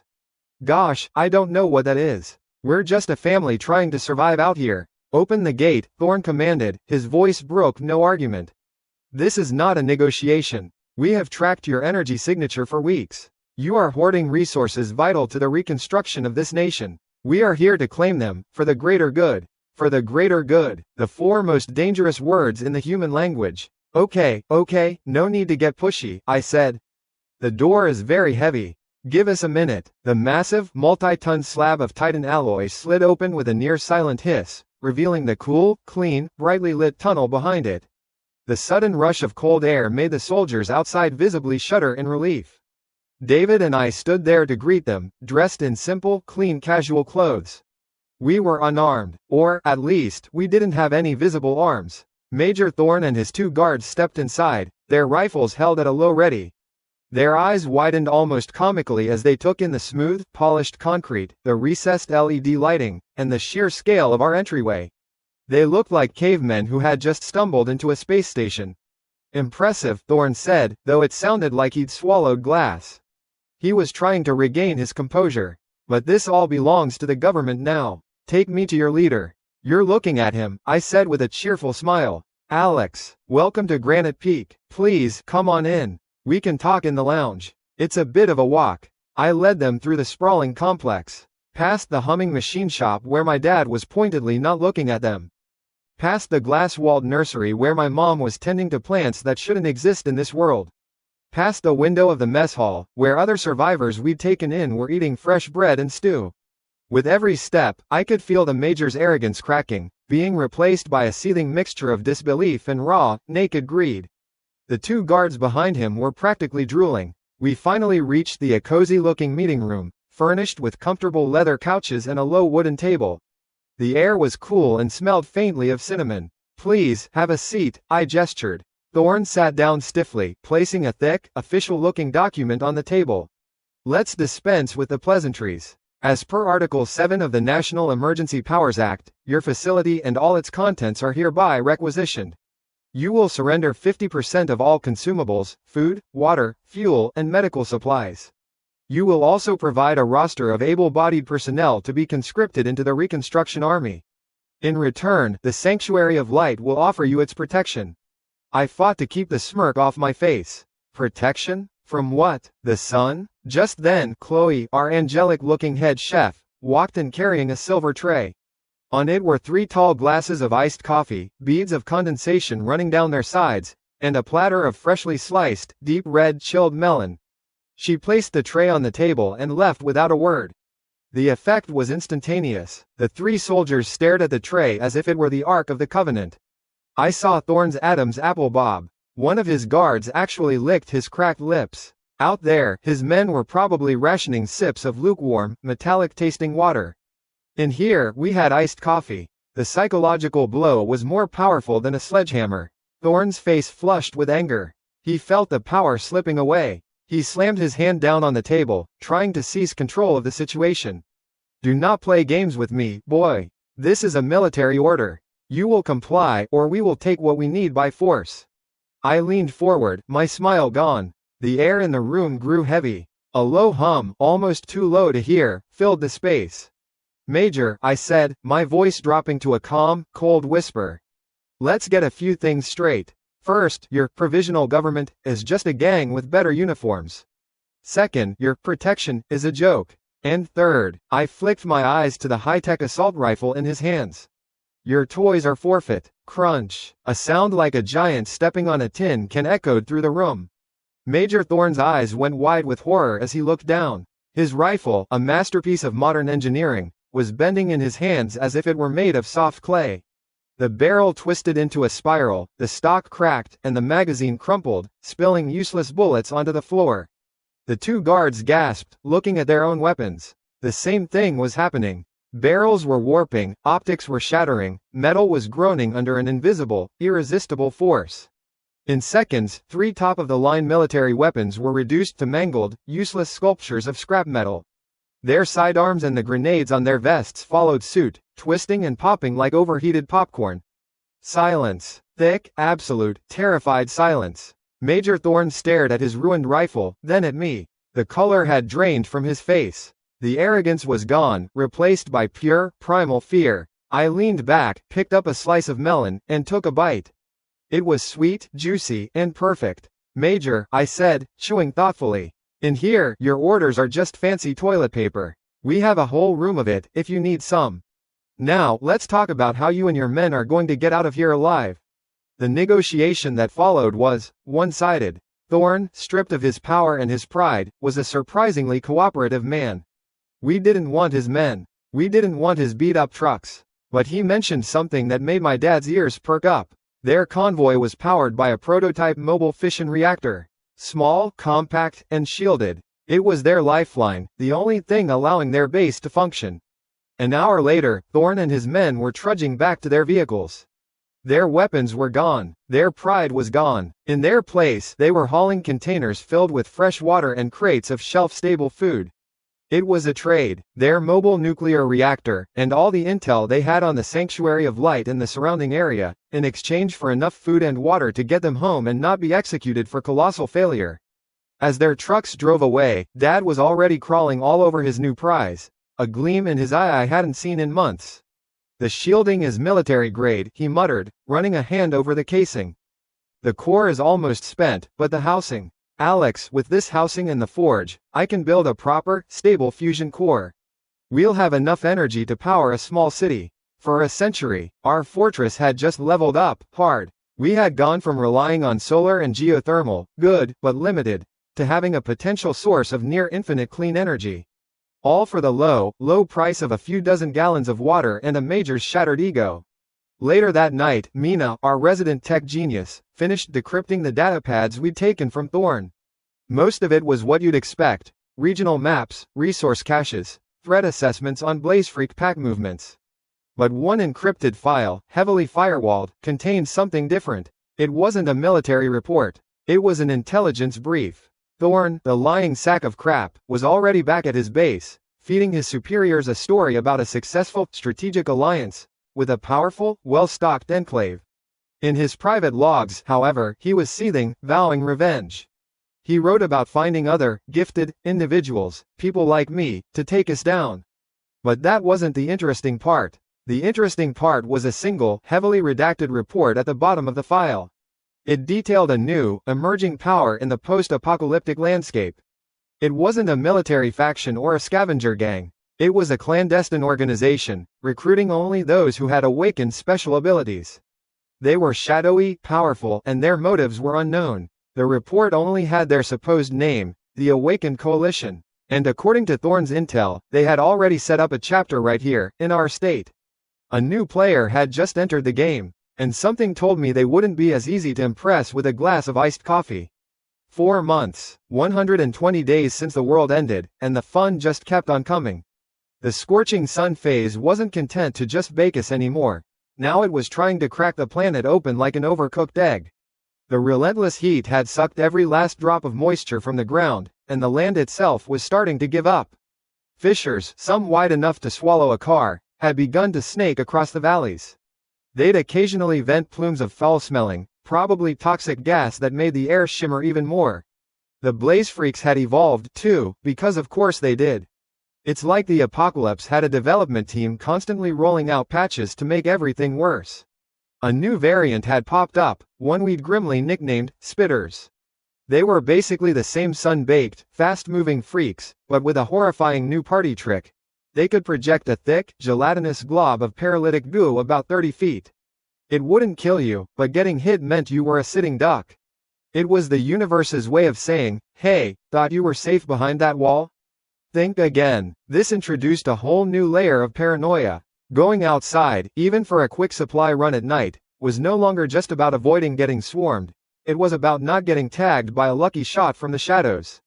Down here in Granite Peak Fortress, however, life was good.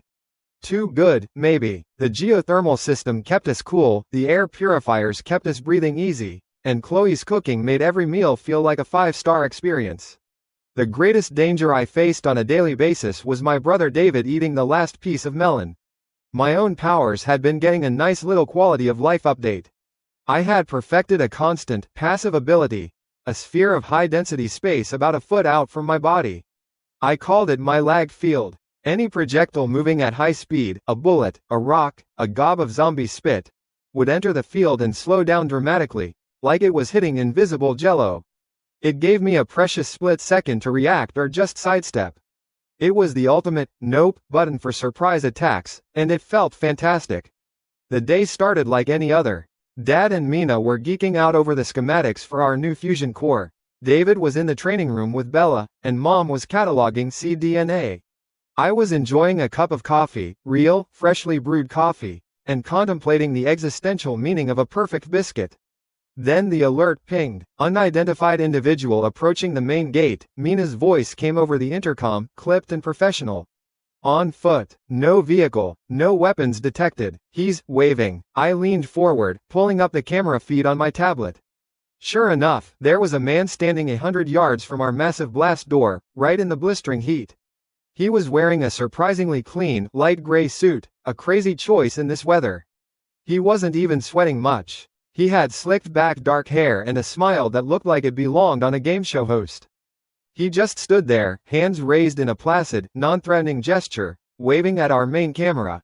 Well now, I muttered to myself. That's either the bravest or the stupidest man left on Earth. What are your orders, Alex? David's voice crackled, already a little on edge. Let him cook a bit longer, I said, taking a slow sip of my coffee.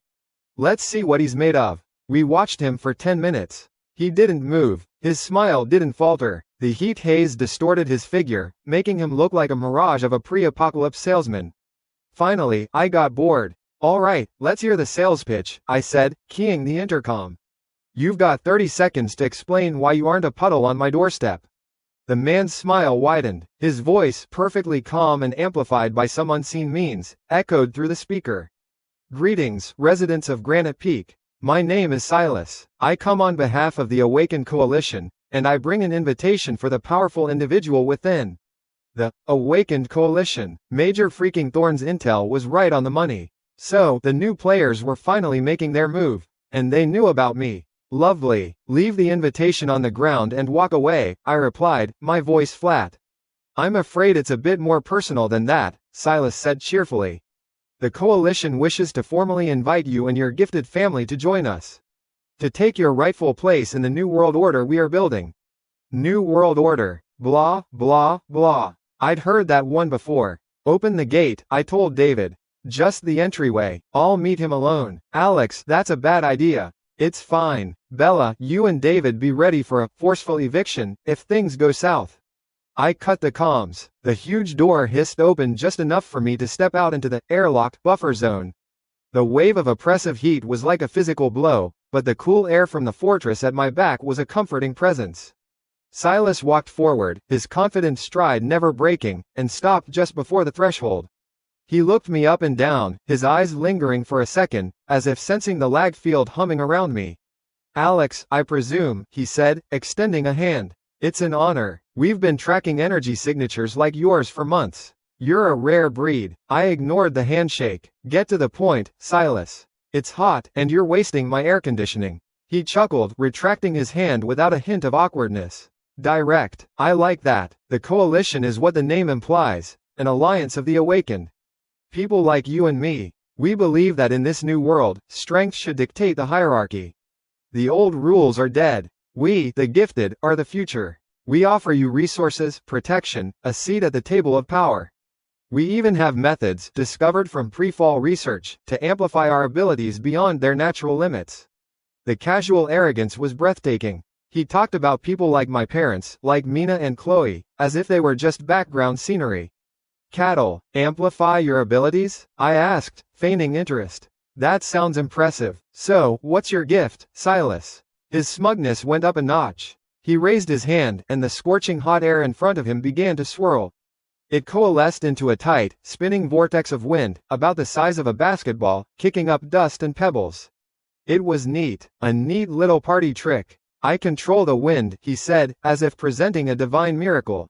A useful tool for reconnaissance, and for persuasion. Cute, I said. His smile twitched. Cute? Yeah, my turn. I didn't move. I didn't raise a hand. I just focused. The air around Silas, the very space he occupied, suddenly became as thick as molasses. His little whirlwind dissipated with a pathetic puff. His eyes went wide, the color draining from his face as an invisible, crushing force locked him in place.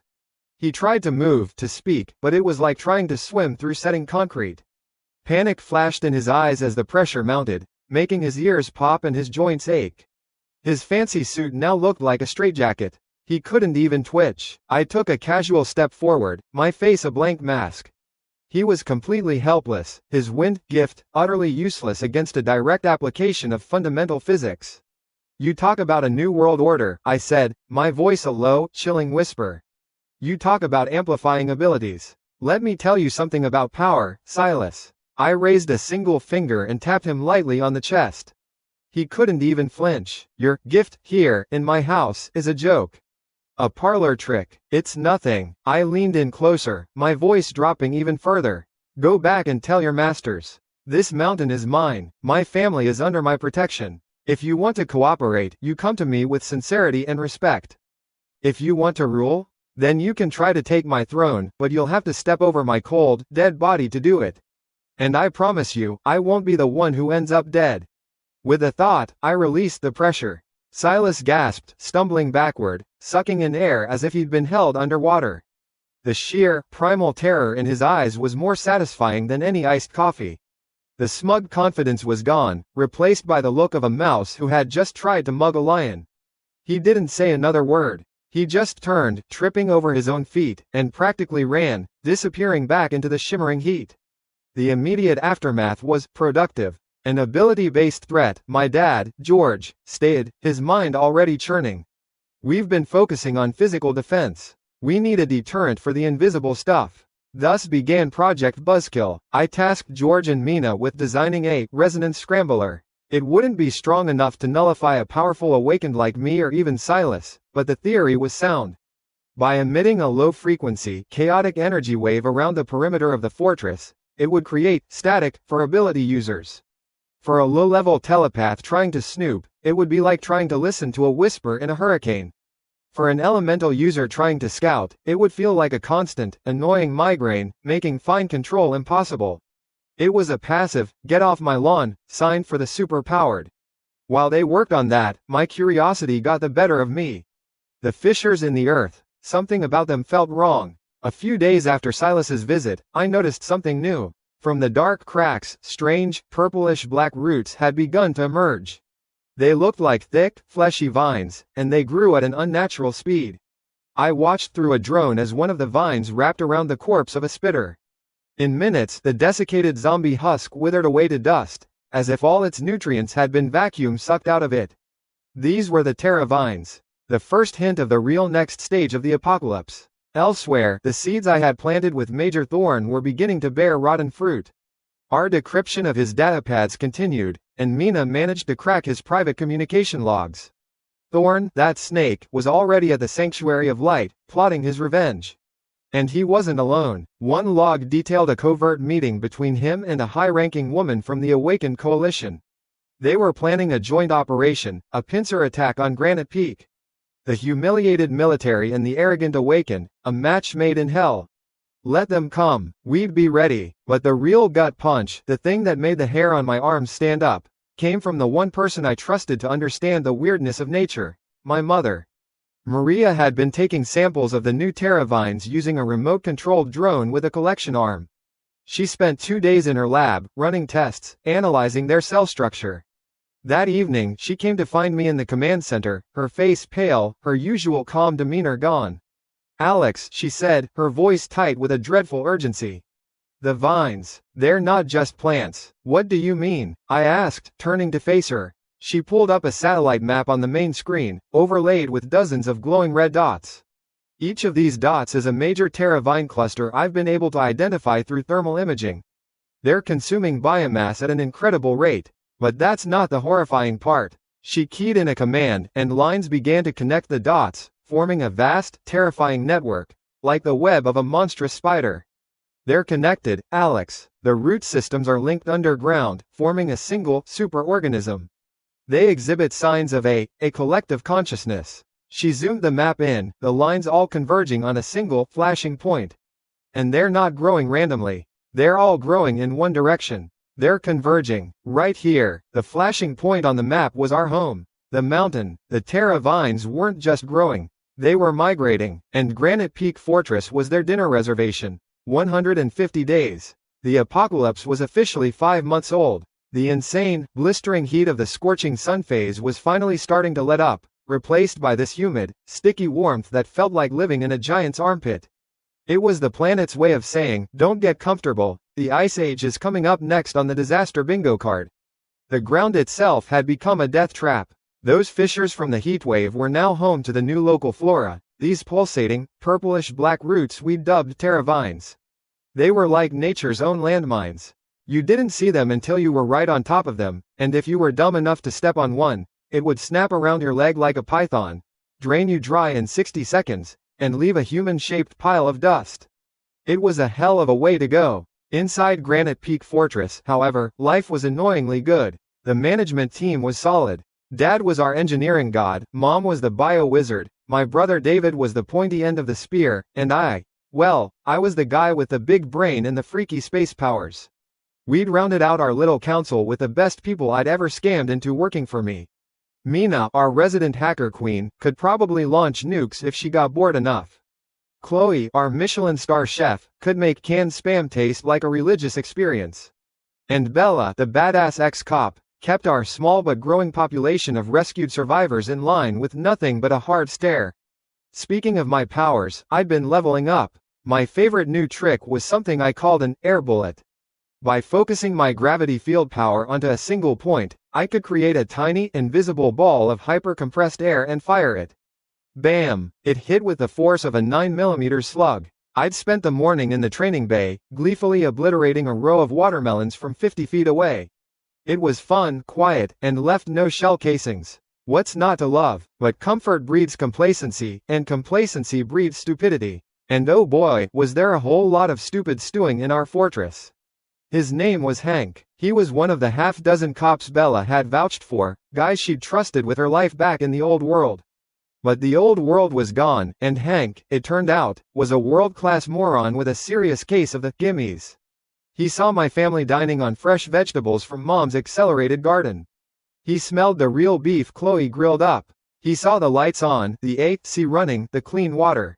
And in his tiny, grievance-filled little brain, a simple, toxic thought took root. It's not fair. He didn't see the planning, the sacrifice, the blood my family had spilled. He just saw what he didn't have. And so, he did what all idiots do. He decided to burn down the only thing keeping him alive for a bigger piece of the ashes. Mina flagged it first. Alex, her voice came over my personal calm as ever. We have an unauthorized outbound signal. Low power, short-range radio. It's coming from the lower barracks. The user is Hank. I leaned back in my chair in the command center, a half-eaten biscuit in my hand. Is he talking about the weather? He's talking to a group that identifies as the Wild Wolves. He's offering them access through the old ventilation shaft on the east side in exchange for, and I quote, second in command and my pick of any 3 of the women. Mina's voice was laced with a cold fury that could freeze fire. He specifically mentioned Chloe and me. I slowly chewed my biscuit, the buttery flavor turning to ash in my mouth. The sheer, unadulterated dumbness of it was almost impressive. The Wild Wolves were a pack of hyenas, rapists and murderers who'd been carving a bloody swath through the nearby towns. They were the reason we'd stopped taking in large groups of survivors. And this brain-dead troglodyte wanted to invite them in for a slumber party. Don't shut him down, Mina, I said softly. A slow, cold smile spread across my face. In fact, boost his signal. Make sure his new friends hear him loud and clear. Let's make a date. What's the plan? David's voice cut in. He'd obviously been listening. I could practically hear him sharpening his knives. The plan, I said, popping the rest of the biscuit into my mouth, is pest control. 3 nights later, it was showtime. Hank, bless his stupid little heart, thought he was the star of a spy movie. We watched on the thermal cameras as he slipped out of the barracks, darting from shadow to shadow like a tubby ninja. He made his way to the auxiliary ventilation access panel, a relic from the original mine that Dad had insisted on sealing with a triple locking mechanism. A mechanism Hank had a keycard for because we'd trusted him. He fumbled with the panel, his hands shaking with greed and excitement. It swung open with a soft groan, revealing a dark, 4-foot-wide tunnel. In the command center, I sat in my favorite chair, a large soda on the console next to me. Mina was at her station, her fingers flying across the keyboard. David and Bella stood behind me, their faces grim. Bella's was a mask of stone, but her eyes held a galaxy of hurt and rage. To be betrayed by one of your own, that's a special kind of pain. They're here, Mina announced. 22 of them, armed with melee weapons and a few pistols. They're moving into the vent. On the screen, a line of heat signatures crawled into the tunnel. Hank gave the leader, a big, lumbering brute, a thumbs up before scurrying back into the shadows to await his glorious reward.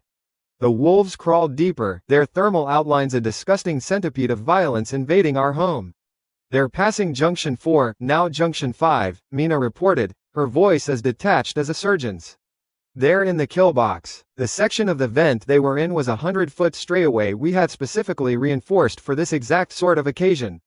There were no turns, no exits. Just a long, steel tube. "Let them get comfy," I said, taking a sip of my soda.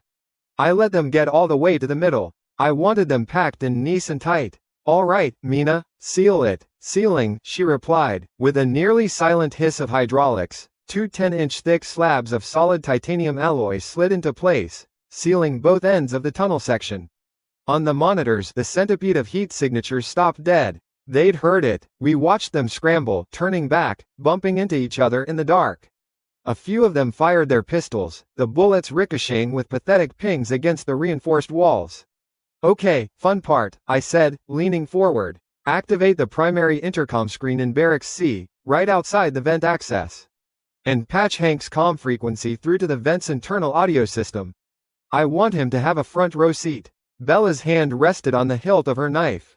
"Alex, Justice, Bella," I said quietly. "Absolute and televised." In the lower barracks, Hank was pacing anxiously, no doubt fantasizing about his new life of power and depravity. Suddenly, a large monitor on the wall, usually displaying Fortress announcements, flickered to life. It showed a thermal view of the inside of the ventilation shaft. He saw his 22 new allies trapped. And then, he heard their panicked shouts through his comm bead. "What's going on? The door's shut. It was a trap. Get us out of here." Then, on the monitor, a new icon appeared in the corner. "Atmospheric evacuation, in progress." I keyed my microphone. My voice boomed out of the speakers inside the vent, and into Hank's ear. "Good evening, gentlemen. This is the owner of the establishment you've so rudely entered. We take trespassing very, very seriously here." Panic erupted. It was a cacophony of swearing and screaming. "Now, Hank," my voice continued, soft and conversational. "You listening? I want you to watch closely. This is what happens to people who threaten my family." Mina diverted power from the main geothermal plant to the industrial vacuum pumps connected to that section. The process was brutally efficient. The air was sucked out of the sealed tube at an astonishing rate.